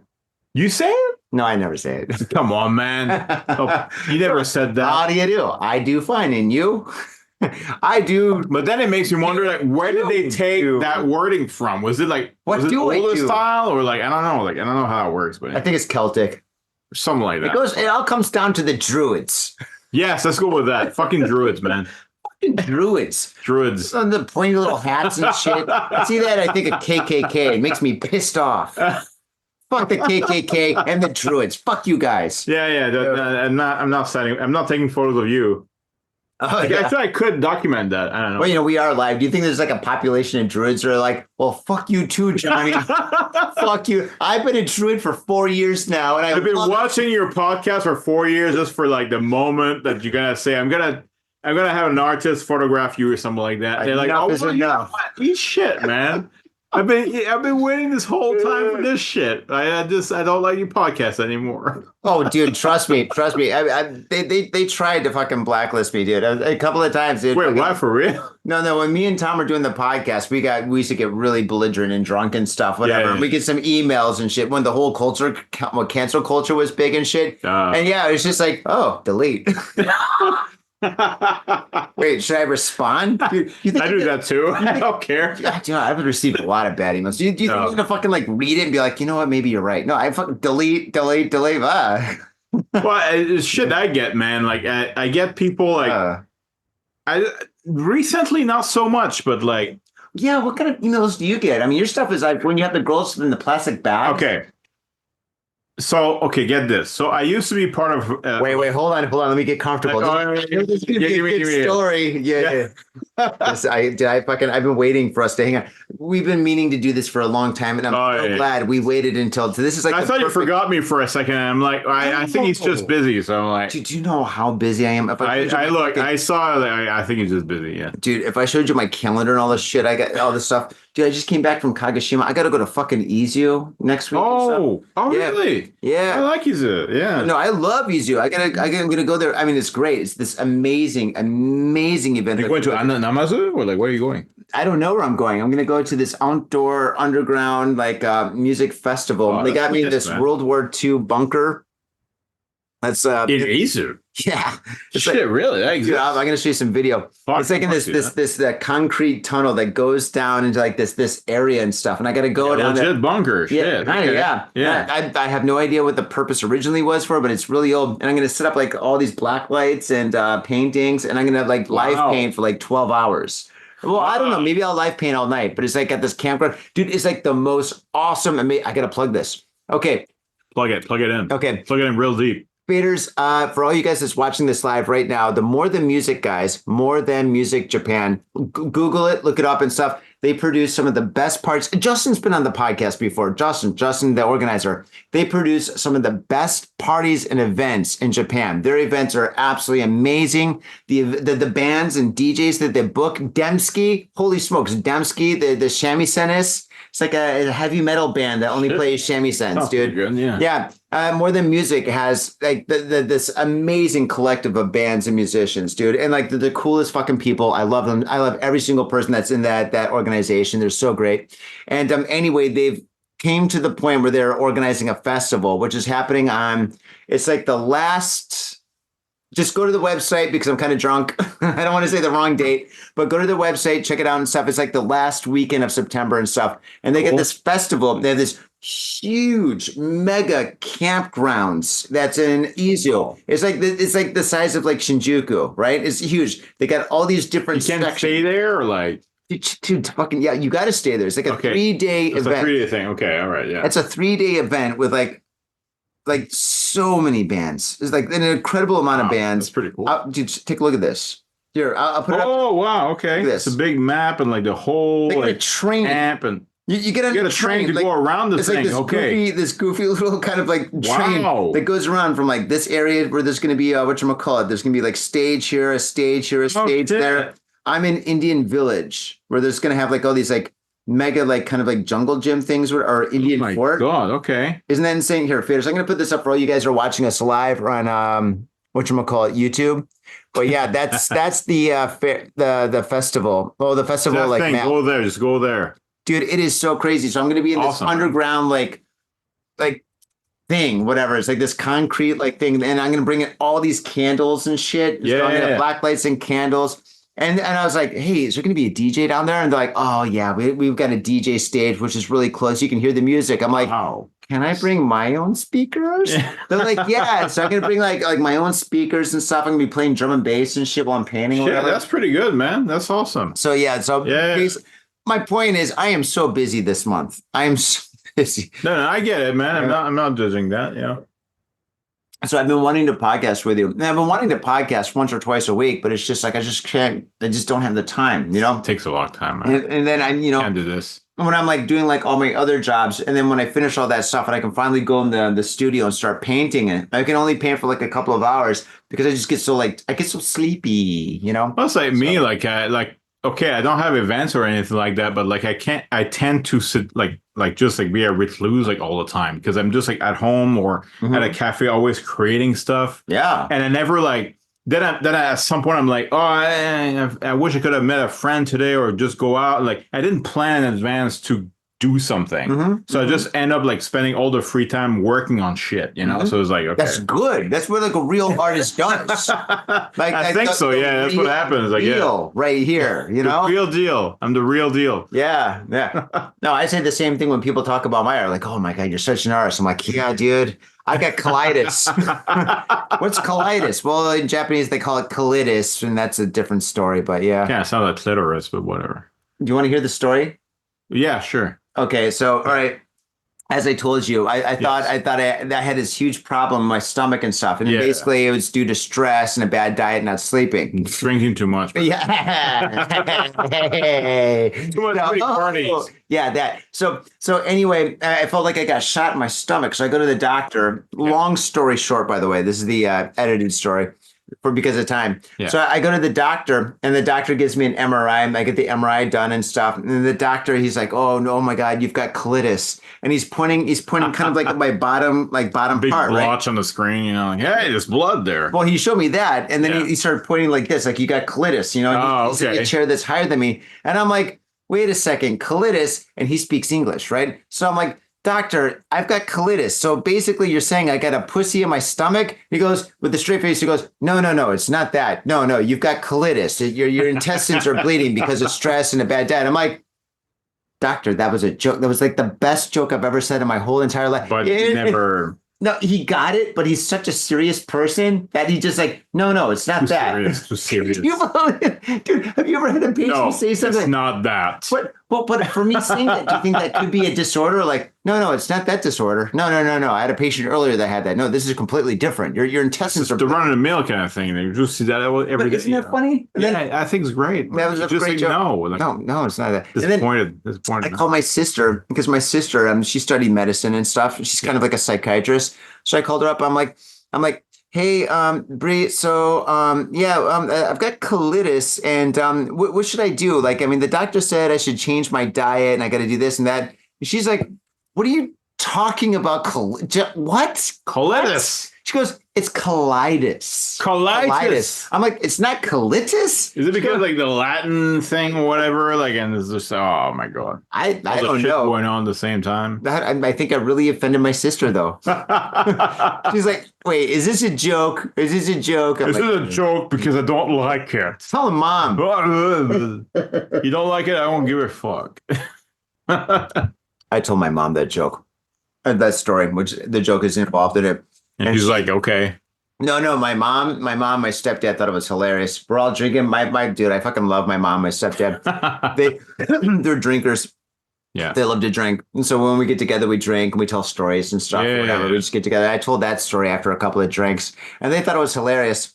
And then the next day I was hanging out with them and then my stepsister and her family. And anyway, my stepsister's like, hey, Johnny, I mean, you lost a lot of weight and stuff. Are you okay? And I'm like, well, I've got colitis. It's a colitis. And then my stepdad goes, don't tell the story. I'm like, come on, it's the best. Come on. That's all I got tonight. I've been dying to say it. That's all why I came. Is that like a stand? This is all the material I got. Mic drop. Shit, I was thinking of doing comedy. I'm not sure about that, but like, fucking hell, man. Stand up? Yeah. Tell me about it. Well, dude, you're a great photographer, man. Do they go together? No. Like your photography's awesome. I do like separate accounts for separate things. So I was like, okay, I don't want to mix that up. I do that too. Yeah. So, no, I used to do a long time ago, like some stupid videos online. That was even before YouTube, like, and everything. Mm-hmm. And then like nowadays I just like, it's just a way I speak. People laugh all the time. So I was like, okay, like, and people tell me I'm funny. I was like, I don't think I'm that funny. I'm just like, I get that all the time too. I'm just telling you this is shit. Like I'm just being direct. I'm just sadistic. I'm just being a dick. That's all. But I don't know. Maybe I should try a stand up or something and just like. I think stand up. I've gotten that so many times. I've got a lot of friends. I mean, Faders, as you know, I got a lot of friends that listen. I bet you stand up. 2 or 3. Yeah. And the thing is, but we got a mutual friend, Taylor, right? Yeah, we do. Yeah. I think Tatiana, yeah. I think because I used to do drag with him. See, that's how I know you. And I recognize your face. Yeah. From like a long. You still have blonde hair, right? Short blonde hair. Oh my god, was it with a wig or like the real hair? No, you used to have real hair that was short and blonde when you did drag at Gamuso way back in the day, right? Was that you? I was bleaching my hair. I think it was me, yeah. Okay, cool, yeah. Because I was a bartender at Gamuso. Yeah, you were. Yeah. So you told me that and I completely forgot about it. Yeah, and so, and I'm a friend of Taylor's. I love Taylor. Taylor's great, man. Yeah. And anyway, yeah, when you said you did drag, like all of a sudden I was like, really? And you said something, whatever. And then I was like, okay, cool. And yeah, then, I was doing drag with him. I was the co-host of Tokyo Closet Ball. Closet Ball. Yeah. That's right. I was there for like I think a year and a half or something. Maybe. Like that, so. Yeah. I've done that was fun. I was bartending during a couple of those shows. Yeah. Because Gamuso does tons of events. Oh, you do? Events, yeah. So we did that, and then like I remember like with the same kind of crew or group, like we did like some movies and shit. That was so wild, man. You guys did movies? Oh man, okay. There's that guy, that tall Swedish guy that everybody loved because he left, right? No, he's still here? He's still in Japan, but like I don't know what he does now. But okay, sorry to interrupt. But I did the movie with him, and like apparently he's still showing that to everybody. The Dusty Blockers or something. The Bloody Knockers. The Bloody Wait, Knockers. how the fuck do you know that? I never told you about it. I meant the Swedish guy. No, I'm joking. Yeah, no, different guy. No, Taylor showed it to me. He did? Yeah, we're doing this. We're doing a podcast, and he started talking about his movie and stuff. He's like, "What the fuck? Everybody saw that movie." Oh yeah, I saw that movie twice. But the thing is, man. All right. The thing is, all right. This is how it came up. We were talking about. Yeah. We were talking about like people learning language or something. Yeah. And this is so long ago, after like a billion beers. So my memory kind of fades me. But he's like, man, you don't really need to know language. You just know how to speak it. And I'm like, what are you fucking talking about, Taylor? He's like, listen, I did this movie. And in this movie, we had a Japanese actress that couldn't speak a word of English, but she memorized the words and how to say them. She did, yeah. So we had this scene where we're fighting this girl, and we had to have dialogue, and she couldn't speak any English, so she had to learn all the words. So she's like, you guys are bad, and I'm going to fight you in your face. Fuck, I said that was Elizabeth. Something like that. And I'm like, man, shut the fuck up, dude. That's not true. He's like, hold up, bitch. And so he pulls it up, and he shows me the movie. So we watched the movie together. It was like a popcorn moment. And then all of a sudden he's like, yo, here it is. And it comes up, and she's like, you guys are dead now. Dead. I'm like, she was all in pink or something. Fucking hell, man. Yeah, and I was like, holy shit, she couldn't speak a word of English. Man, memorize the words. The funny thing is, like, people tell me that they watch the movie all the time. And I'm like, what the fuck? I never showed it to anyone. That's the ultimate B movie. Taylor showed it to somebody, and then Yukito, the guy I just mentioned, like it showed that to people all the time. Can I play that at on my next film festival? Okay, sure. Go on. Oh my God! Can I please play that at the next film festival? I would love. Why didn't I think? Tell me when you're gonna do it so I can be there or bring December 4th. Yeah. Okay.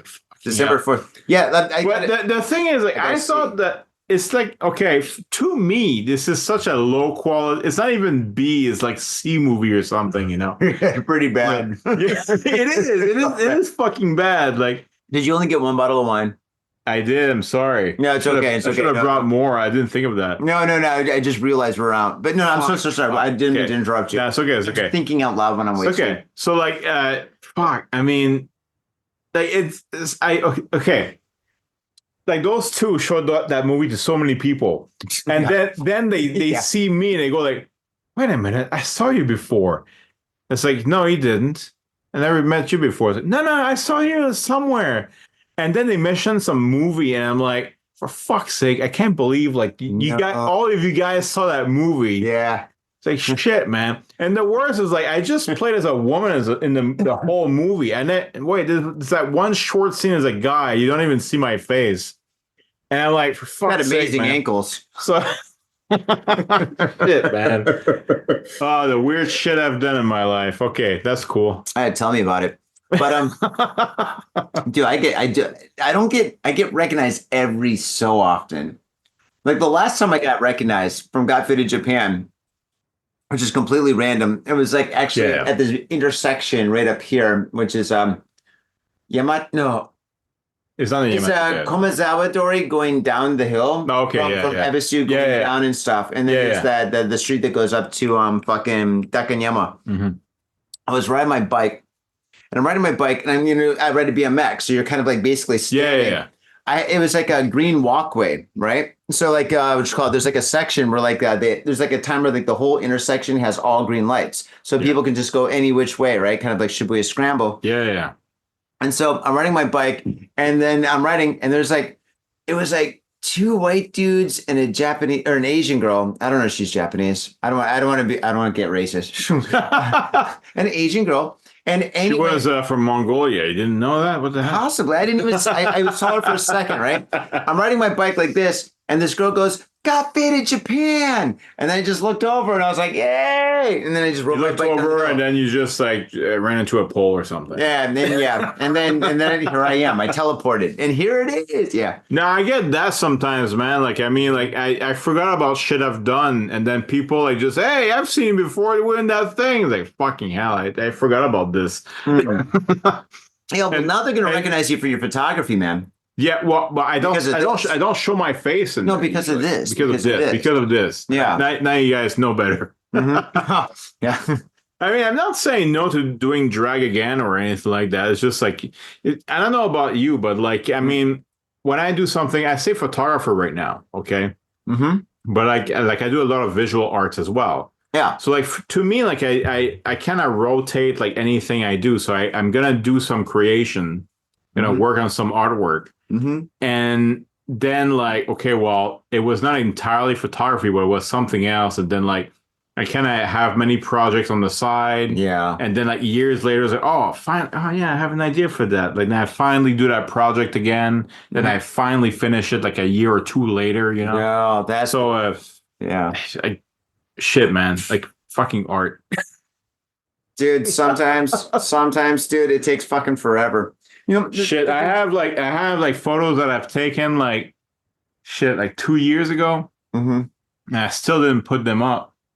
Well, you don't have to. No, I want to, but like the thing is, like I was supposed to make them like a series of like them becoming robots or something like that, and it's not done yet. So it's like, okay, I'm gonna wait for that because I'm making like pages that look like fake web page, like product pages about them. So I was like, this is kind of like a part of the fun, So yeah, there's so many things like I've done like where like there's some things I've done right now and it's done right away, but there's some things like, it take like I started like 2 years ago, then I'm like, I don't know about this.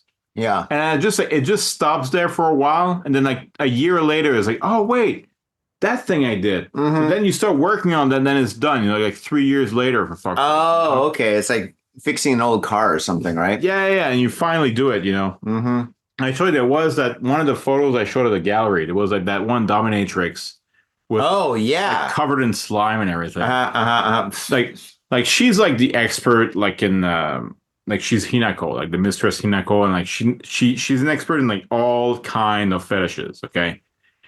I went to a studio to film that, and her studio is like she owns the studio. She has like 3 floors in the basement filled with like all like S&M stuff and like all the whips. She has like 1,000 whips and shit like that. You know, 1,000 whips? I kid you not, man. I thought you only needed one, like Indiana Jones. I don't know if she used one like per day or something like that. I don't know. You gotta wash them. Maybe they're like socks. They're like socks. Next time I do drag, I'll borrow some of them or something like that. Yeah, you fucker, you know.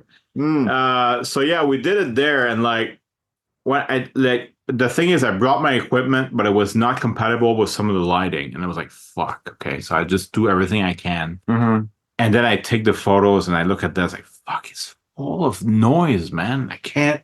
This looks like shit." Really? And then like a year later, some AI came out, like a denoise AI. And I'm like, okay, I'm going to try that. And then they come out like super sharp, clear. And I'm like, I can't believe this. I just had to wait for a year for them to finally come out like the way I meant them to be. That is fucking crazy, That's dude. so weird. Like I did that and I was like, fuck, this is perfect. It looks so gorgeous. Like there's no noise whatsoever. So there you go. Sometimes, you know, like, yeah, just time. Yeah, time. I should do the same thing with this podcast. Shit. It'll give us a year. It's kind of like this wine. Yeah, exactly. We'll start this podcast right now and you just put it up in a year later. Oh my gosh. Can we Uber Eats wine? Is that possible? Maybe. I never tried. I never tried it. I don't use Uber Eats. My wife does. Do you use Uber Eats? I have Uber Eats. Can we get wine? Should we go to beer? I don't want to go to the store because the thing is, like, once you leave this place and you come back, the momentum's lost. I know, right? That's the problem. When you do a podcast, you just got to keep it going. Keep it going, keep it going, keep it going. And then if you take a break, you can take a break, but only for 5 minutes. Because if you leave and then you come back, you're like, okay, and we're back. It's been like an hour, you know? Hold on. So, like, there's like Liquor Mountain and... Yeah, that's it. That's the place. Anything called Liquor Mountain is good. Okay. They only have beer? No. They only have that one beer. That's it. Like, they only have... What's that shit that they got in America? The White Claw? Is that what the Water Claw? I don't know, man. Is it called the White Claw? It's kind of like a white. What do you want to get though? Like, I don't know. How long will it take? It says 20 minutes. Shut the fuck up. Yeah, let's get some booze. Oh yeah. All right, let's get another bottle of wine. Because if you're drinking wine and you drink another bottle of wine, that's good. But if you drink wine, you drink... Oh, beer's okay, though. There's like Cono Pinot Noir, I guess. There's that. Pina colada, right? That's that fancy way to say pina colada. Fucking hell. What is that shit? Sangria. Okay. That'll give me cavities. Spare for my earth, sir. Do you want beer or wine? What do you feel like? I don't know, man.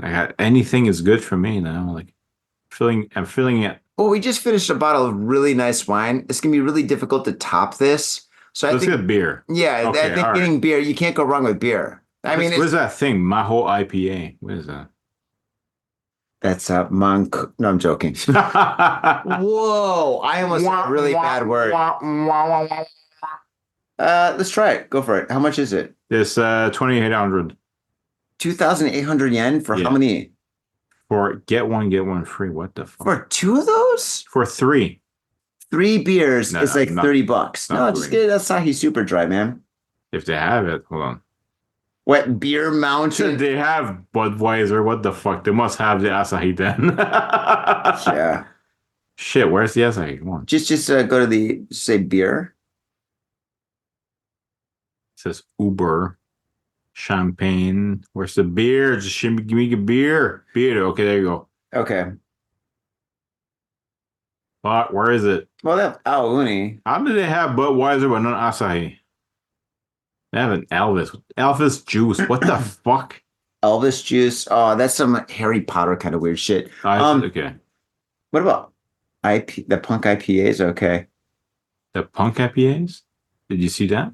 Yeah. All right. I'm looking at prices at this point. Yeah. That's where I'm at. That's where I'm at in my life. Wait, is this 1,200? Is that for 3 or how? 1,200 for 3. 3, 6, 9, 12. I don't mind. For 3 though? I mean, yeah. shit. Okay. For 6, can you get this? What is that? What's Pilsner, right? Radberger? 6 can. So it's like 1,500. Wait, Sengohaku Goju yen, 1,550 yen for a whatchamacallit, a 6-pack. Yeah, kind of expensive, but it's kind of a nice beer. Okay, fuck it, let's get it. Whatever. Yeah. Want to get food too, or like? Are you hungry? A little bit. Yeah, get whatever you want, man. It's all good. But they don't have that. Yo, this is great for the podcast, by the way. This is great. It's wonderful. This is gonna be like one of the shorts that I do. It's gonna be like 2 old guys ordering food on Uber. I'm like, should I push this button or this button? Can you order multiple things in multiple places? I don't know. Fuck, I don't know. Lawson. Like my wife does all this stuff. Wait, there's Lawson? There's Lawson in there. Yeah. Just get the beer from Lawson. Oh, if they have it. Of course they do. They do. Oh, they have the Asahi right there. Beer Mountain? Was it Beer Mountain? Liquor Mountain? Beer Mountain, yeah. Beer Mountain? Oh, fuck yourself. Well, I wouldn't go that far. I mean, the selection was actually pretty decent. The price is a little iffy, but yeah, Beer Mountain, you are second to Lawson. Lawson, you're second to none. Yeah, where did I put it? Yeah, there it is.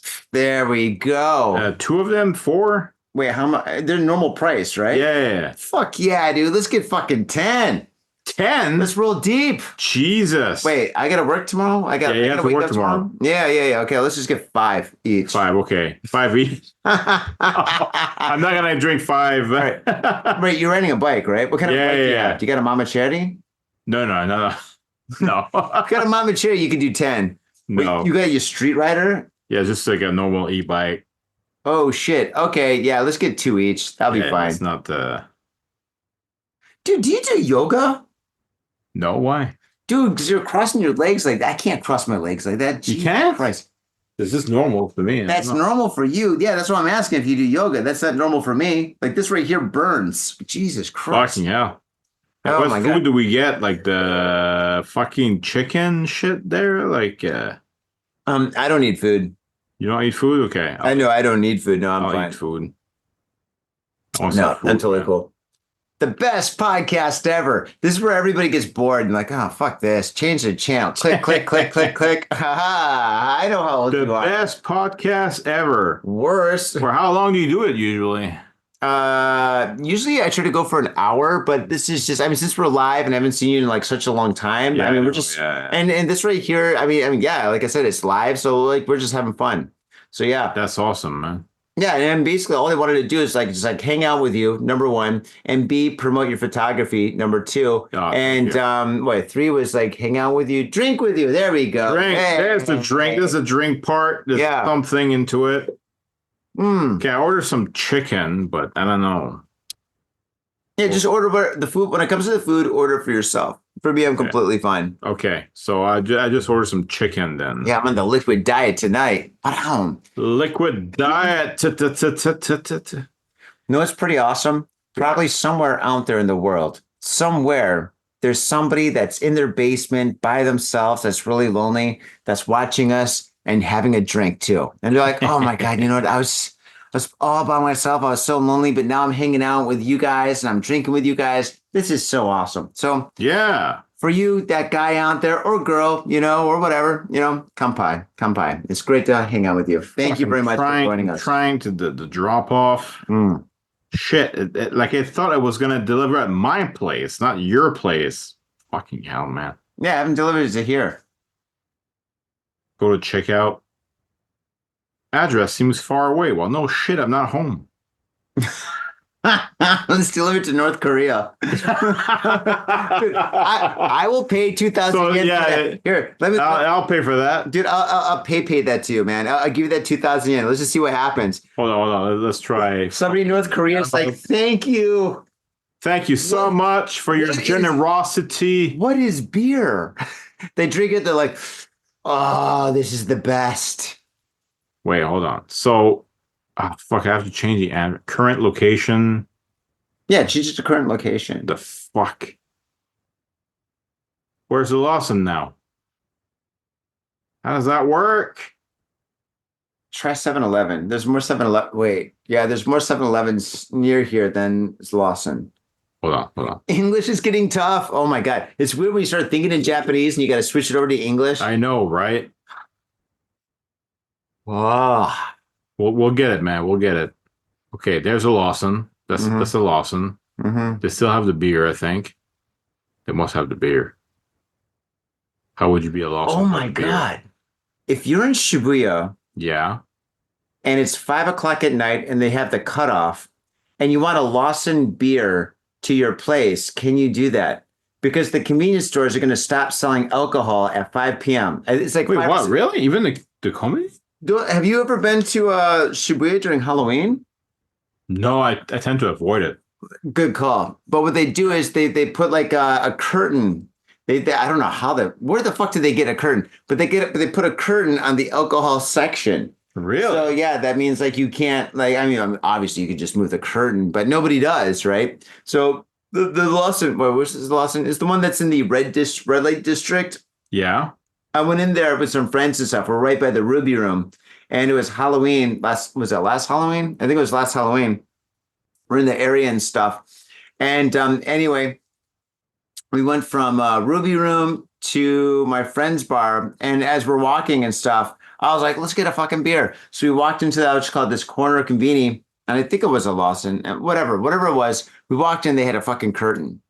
And I was just like, shit. What the fuck, dude? And so they wouldn't serve alcohol, like nothing at all. But you could, okay, but the thing is, the loophole, which is kind of weird, you can go to a bar and you can go to Izakaya and you can drink there. That's okay.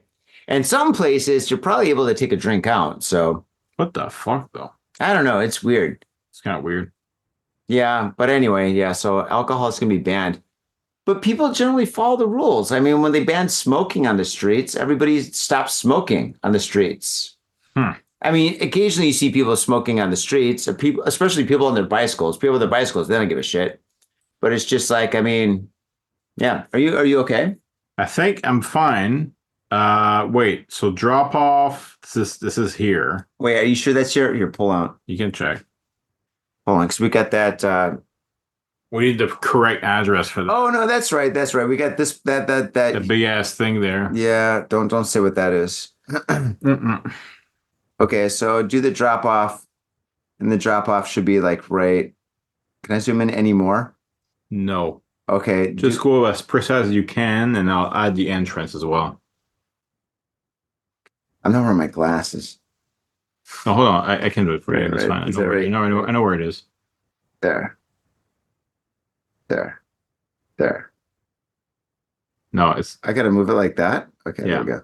This is great for the audio. I'm going to keep all this in, by the way. See, the thing is, when I first came to Japan, I got a job at Kawasaki FM, right? I was a radio personality, and we had all these fucking rules, right? You can't say this, you can't say that. I mean, it was really loose. The people at Kawasaki FM were super cool, but I guess it was like kind of like the policy. They're like, okay, here's all these rules and shit. And this is like way back in the day. This is like fucking 2002, right? So I'm reading all these rules, and everything is like the worst broken English that you can ever imagine. Like it was like worse than reading the Bible upside down. It was like, he who shall enter the room with people shall sit down and review these thoughts of like, so I'm like, what the fuck? Oh, so this is, it was crazy, right? Yeah. And so anyway, yeah, Kawasaki FM. So wait, what was my point of that? God damn it. Fuck, my iPhone crashed. Are you serious? I'm kid you not. I didn't know iPhones crashed. What kind of an iPhone is that? Wait, it came back. What the hell? Wait, You need a charger? No, Oh, no, yeah. it's okay, Now I know okay. what I'm talking about. Okay. Yeah. Okay, I got it. Okay, that's fine. I got distracted. The fuck is still like reloading? What the hell's Here, going on? plug it into something. Oh, yeah. Fine. So podcast is anarchy radio. You can do anything you want minus the rules. Okay.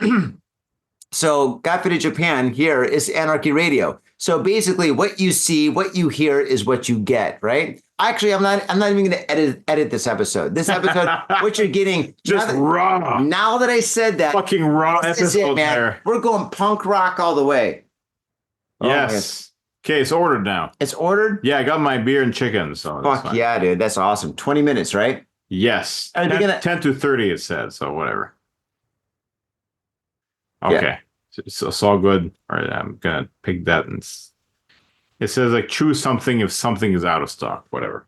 Oh, so like a If backup. something is fine. Just in case. So just in case there's no more Asahi Super Just in Dry, case. get something else. Gotcha. It said on the Uber apps, like you have to be able to be sober enough to accept the orders. I'm like, okay, that's fine. They didn't say that. It said that. You have to be sober enough to pick up the order. That's why I got a screenshot. A sober? It says Or sober. the screenshot didn't work. That's what the iPhone kept pressing. Send that Okay. to me. I would love to post that. You have to be sober It enough. said you have to be like a certain, like 20 years or older or something like that. And then it said you have to be, age, yeah. and then it said you have to be sober enough to accept the order. Dude, I tried to take a screenshot, and every time I take a screenshot, it crashed. I didn't get it. But like, how many times have Uber drivers came to someplace and like, well, probably all the time, where they're so wasted, like, how did my where did you put the food? you know, probably that happens all the time, where you have to be Fucking hell. sober enough. I just to pick up- imagine, like, I mean, being an Uber driver. Shit, you know what? The other day, like, I ordered something on Uber, and I felt fucking bad, man, because I ordered it. Like, I tried to order anything, but it's rare. But if I do, I don't do it when it rains. Okay.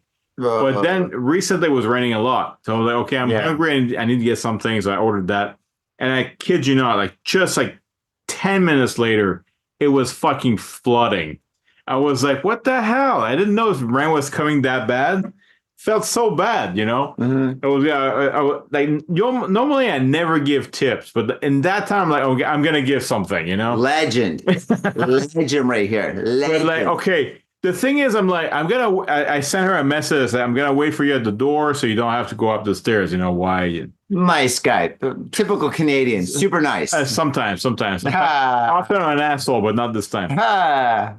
So I go downstairs and the worst part, like, she seemed pretty happy to do all this. She came at my place, like she was all covered in her like vinyl, like plastic, whatever, like outfit for like against rain, whatever. And Rain jacket. Yeah, rain jacket, whatever you want to call it. Raincoat. Coat or dress, or like it was like There's a rain dress? I don't know. Anyway, she was like, I was like, oh, sorry about the rain. Like, oh, it's fine. Like, it's all smiling. Yeah, it's good. It's fine. Everything's chill. Like, what the fuck? Did they get paid more? I don't know how it works, man. But like, You've never done Uber? I never worked for an Uber. Neither have I. No. Yo, dude, fucking What? speak. Wait. We're gonna do this now? No, continue your story first. No, that was it. I was just like, you tipped her, so. I did tip her, Nice. but like, I'm like, how was she so like happy with this? Because it was just flooding and shit. But she was like, oh, it's fine, just chill, you know, like just didn't care. Like, I know some people love their job, you know, but I know some people like rain, but like, I don't know. I mean, I was still surprised. Like, just like rain. But speaking of Uber, which I'm gonna call it Japan, I think it's in November when they changed the laws. But I was reading today. what? They're changing tons of laws in November. Fucking hell! That's Everything's changing in just November. alcohol, but yeah. Yeah, November. That's it. Wait, why are they changing November then? Just the alcohol? Like what else? Well, all right, they're changing which was the Ministry of Transportation. The Ministry of Transportation is in this kind of like conglomerate of like many different different like ministries, right? It's kind of like this. It's huge, right? Anyway, they're like, I guess Uber has been really trying to get more and more involved in Japan, right? Uber thinks that Japan needs Uber, right? And they have Uber right now, but Uber is basically like taxi companies that use higher end cars. So if you need like, let's say a SUV or something like a really nice car to pick you up from the airport and you get an Uber, that's the way to do it. If you get a taxi is fucking a Toyota or a Honda. Whatever. Yeah.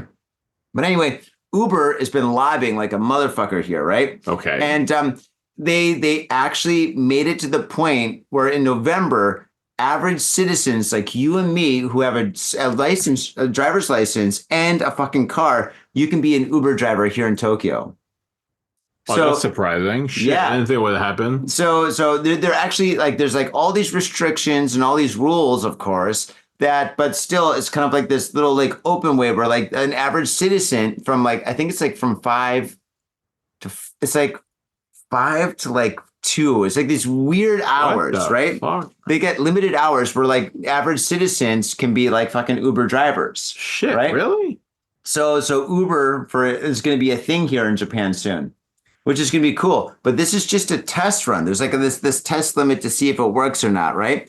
Because I mean, the taxi companies here are very powerful, very, very, very. They powerful, are, I know, right? Yeah. And so when Uber first came here, it came here and it got shut down. And then Uber's like, well, what if we do Uber Eats, right? And then all of a sudden, like I guess the government or whatever is like, oh, okay, Uber Eats sounds pretty cool, but they got to be on motorcycles, bicycles, or scooters. And that was no problem. That's actually what we're doing tonight, what we just did. And now, but as of like today, what I read in the news today, they're actually going to have like average citizens. And I think this is kind of cool because there's like so many like housewives. Because like Japan, all right, Japan for being so modern it does have this kind of old school touch to it where there's a lot of housewives that just stay at home all day and do nothing, right? Yeah. They hang out with other housewives and take care of the kids and make fucking lunch and stuff for their family, I guess. Vacuum. Yeah. Actually, I would love that job. Yeah. Dude, if my wife made all the money and if my job was just like staying home and painting and like cooking dinner. Often it's because like, you don't have enough like daycare centers and stuff like that. Because you know how it is. Like, I mean, I work with one who has like, she has two children now. And like every time she had to take a leave and it's like, we never know if she's going to come back because of that. Because they have to enroll their kid into some daycare center. And they're so limited. They're so small. So expensive. There's like expensive waiting lists and everything. Expensive. If you can get one, you're super fucking lucky. And she was lucky twice. So, wow.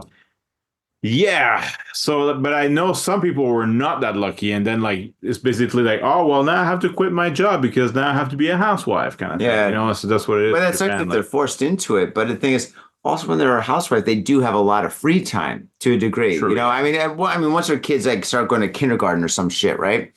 So the thing is, it's just like this right here will give them the opportunity to make some money. You've got what was it? So this year we're supposed to have like, is it 40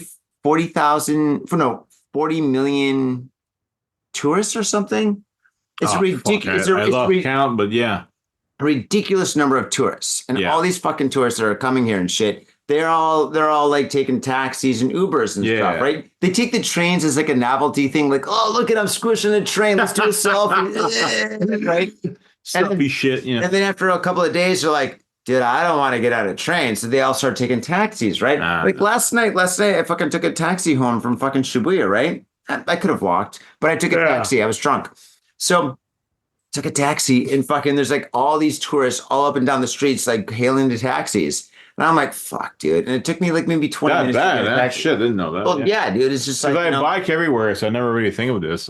Well, I was drinking, so I couldn't, So the thing is just like, whatchamacallit, if there's Uber and there's more like possibilities for people in Uber, fucking the way that Uber works and stuff. You took an Uber before. Yeah. Okay, we know Uber, right? With Uber available, I think it's going to be absolutely amazing for everybody because that means there's going to be more availability for people to get rides. And it's going to be like more ways, easier ways for like housewives or house husbands to like, make some money on the side and stuff, And maybe so, yeah. And right now it's super fucking cheap and shit. Because when I read this article, I was like, holy shit! Like, how much would it cost for you to be an Uber driver? Guess what? 1 hour, 880 yen.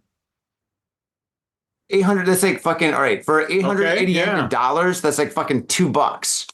So you pay fucking Uber maybe like $3. You pay Uber $3 an hour for you to be an Uber driver. That's fucking insane. Because in Tokyo, let's see, if you're going to like be an Uber driver, where do you go? Shibuya, Shinjuku, Tokyo Station, maybe Ikebukuro, Ueno, Akihabara. I don't know. Maybe Nakameguro, maybe Utenji. All these fucking places. Maybe, I don't know. I mean, there's so many fucking places. Yeah. Do you have a driver's license? I don't, actually. I never drove in my life. In your life or in never Japan? Did. Not in my life. Never did. In Canada, you didn't drive? No. Why? That's a long story, but like okay. Actually, like my birth name is not Vincent. It's something else. But it's not Hitler, is it? Like, we can't give you a driver's license. No, I'm getting there. It's not Hitler, but like, okay. Thing is, my mom named me after her trauma. Okay. Who? After her trauma. Her trauma. Yeah, because she used to hang out with that guy in high school, and he got hit by a car and he died.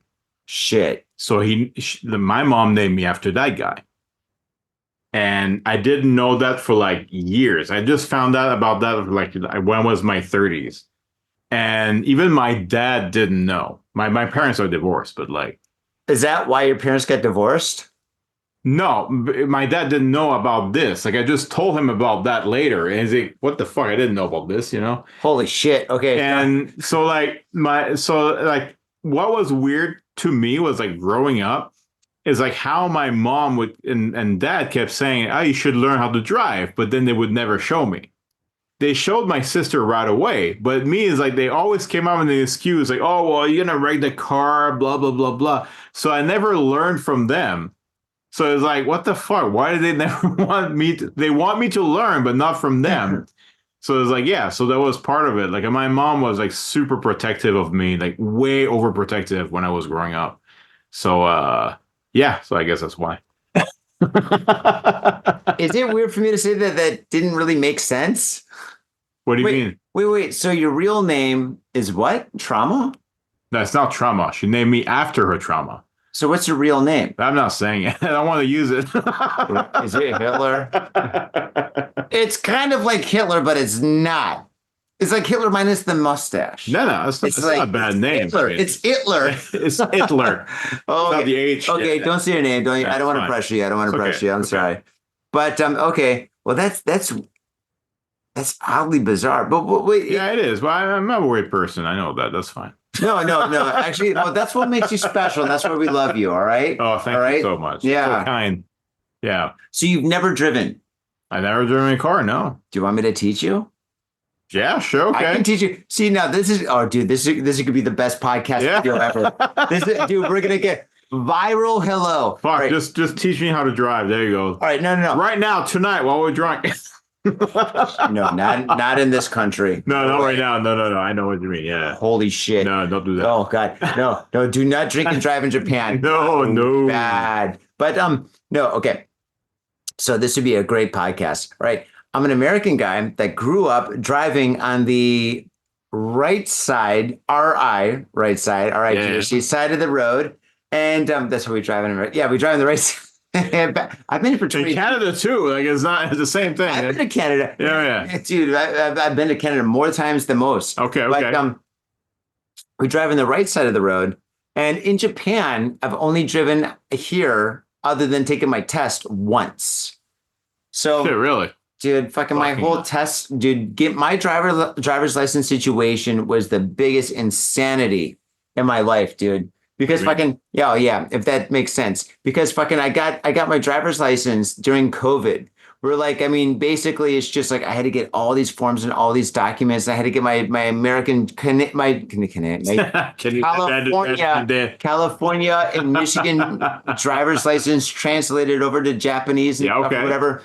And I had to take the driving test, whatever, which they failed me at the first time and shit. And they failed me. Well, I've heard that many times, yeah. Well, they fail you on purpose. Yeah.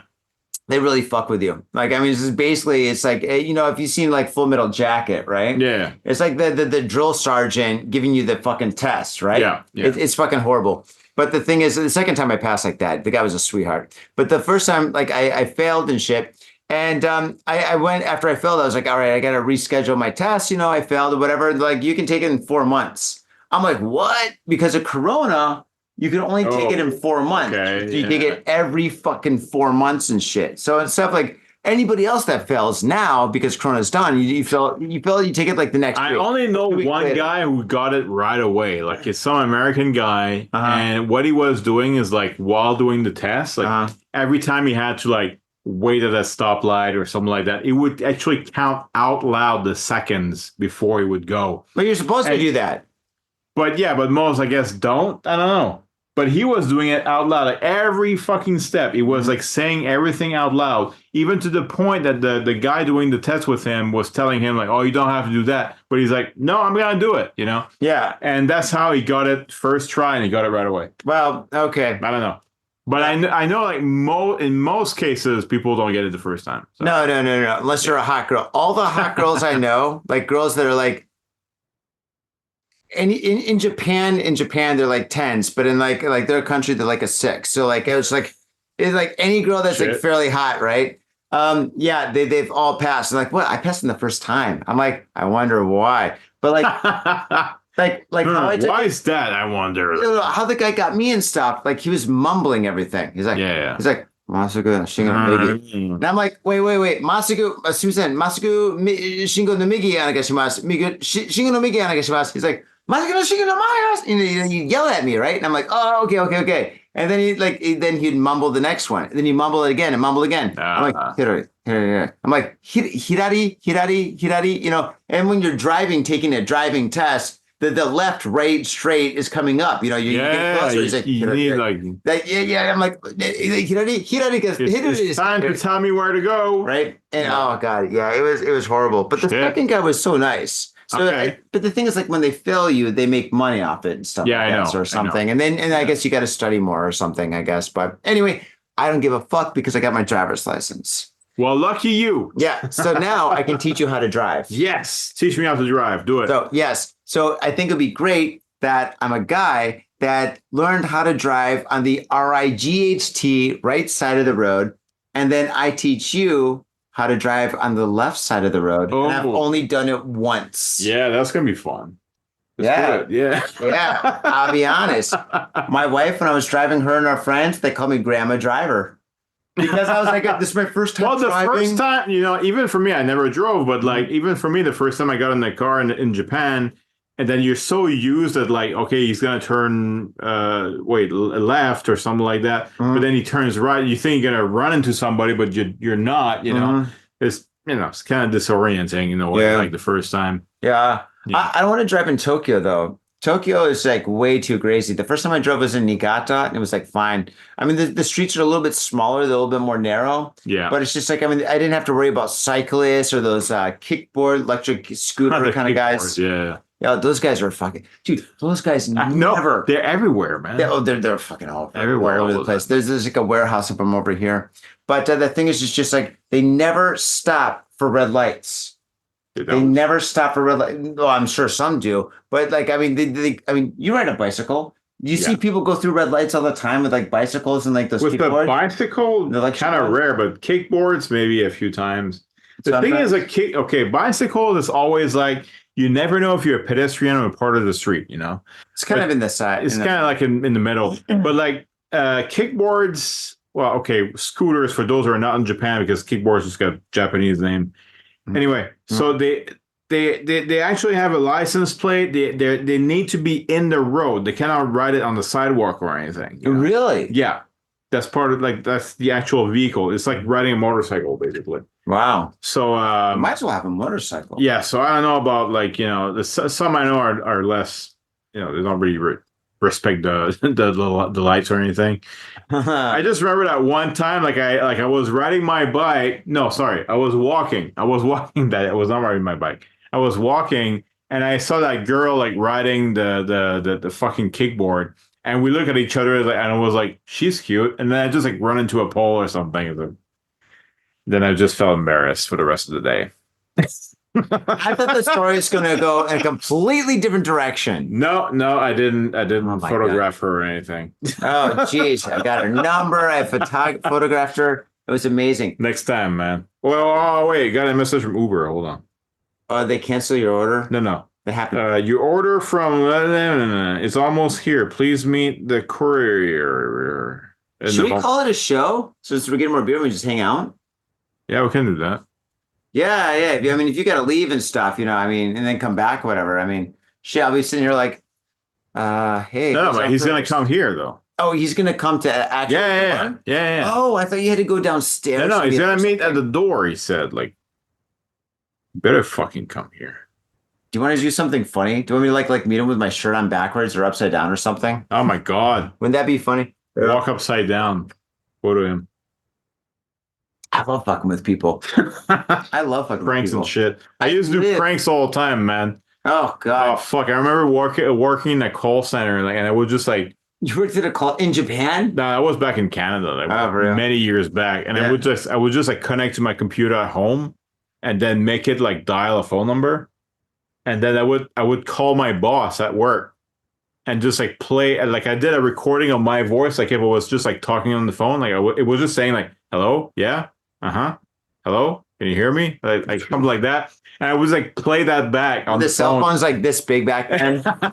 Oh, bad joke. Yeah, yeah, that's what happens. So anyway, I called my boss with that voice. Like she didn't know it was me, but I called her twice with it, and she was like, "The phone is not working. What the fuck?" And she got all the tech people coming to disassemble the wires and shit and whatever. I was like, "Yes, I got the power, man. Fucking pranking shit." Oh my God. You should have had all your friends do it. So it's not just like the same voice. Yeah, I know, right? I didn't think of that. Like, yeah. Hello, who is this? Hello. Do you hear me? Yes. Hey, do you hear me? I'm speaking English here. Hello. You should have done that. That's the best. Fucking with people is great. Oh, geez. Huh. It's gonna be a way to make money doing that somehow. Wait, I'm trying to send it. I want to tell them like it's meet at the door. Okay. How does that work? Wait, are they here? It says 2 minutes away. Oh, then it's 2 minutes away. It says almost here, but they're not. Fuck, how does that work? For the audio faders out there, thank you very much for, dealing with this. Some guy's driving to work. He's like, come on, get to the point. Get to the fucking point. Come on. Did the beer arrive or did it not? Did the beer arrive or did it not? Did the beer arrive or did it not? I gotta know before I get to work. I got 2 more minutes before I get to work. God damn it, this is the fucking worst commute ever. You can message the driver? Yes. Tell him that I'm tall. A tall gentleman will be good. He found the right apartment building, and I just told him the right floor, the right room. I'm just gonna go outside. Okay. All right, fucking that's it. Faders, thank you very much for tuning into this very special episode of Got Faded Japan. It was so great fading with you. And Vincent, man, fucking is always awesome hanging out with you. Yes, all right. Yes, good. Okay, what I want you to do before I go out there and find our Uber driver, delivery guy or whatever, how can people find you online? Yes, find me online on my website, vincentane.com, VINCENT. Bam. AINE.com. Yeah. It'll be in the show notes. Or at Vincentane on Instagram. That works too. People just go there anyway. That's show notes. Absolutely. Yeah, just put that in the description somewhere. Yeah, just do that. All right, there's a guy. All right. Hey, it's fantastic. Okay. All right, here you go get it, man. Okay, I'll go get it. All right. Thank you very much for tuning into this very special episode of Got Faded Japan. My God, I hope you guys had a wonderful time. I had a wonderful time hanging out with you guys and stuff. For all you faders all over the world, it's so fucking fantastic to hang out with you. And I hope that you guys are drinking with us in a very responsible and reasonable place, drinking reasonable beer that has reasonable prices. We're going to do that now. Thank you so much, faders, and we'll catch you next time. Peace. My little brother, a goddamn shit-sucking vampire. Oh, you wait till Mom finds out, buddy. I've got a government job to abuse and a lonely wife to fuck. As far back as I can remember, I always wanted to be a gangster. God, the pressure! I can't take it! I can't take it! I can't stand to it! You sure excuse me? We're going drinking! We came, we saw, we kicked his ass! Your move, creep. Oh, man, I will never forgive your ass for this shit. This is some fucked up repugnant shit. Ah, fuck it, dude. Let's go bold.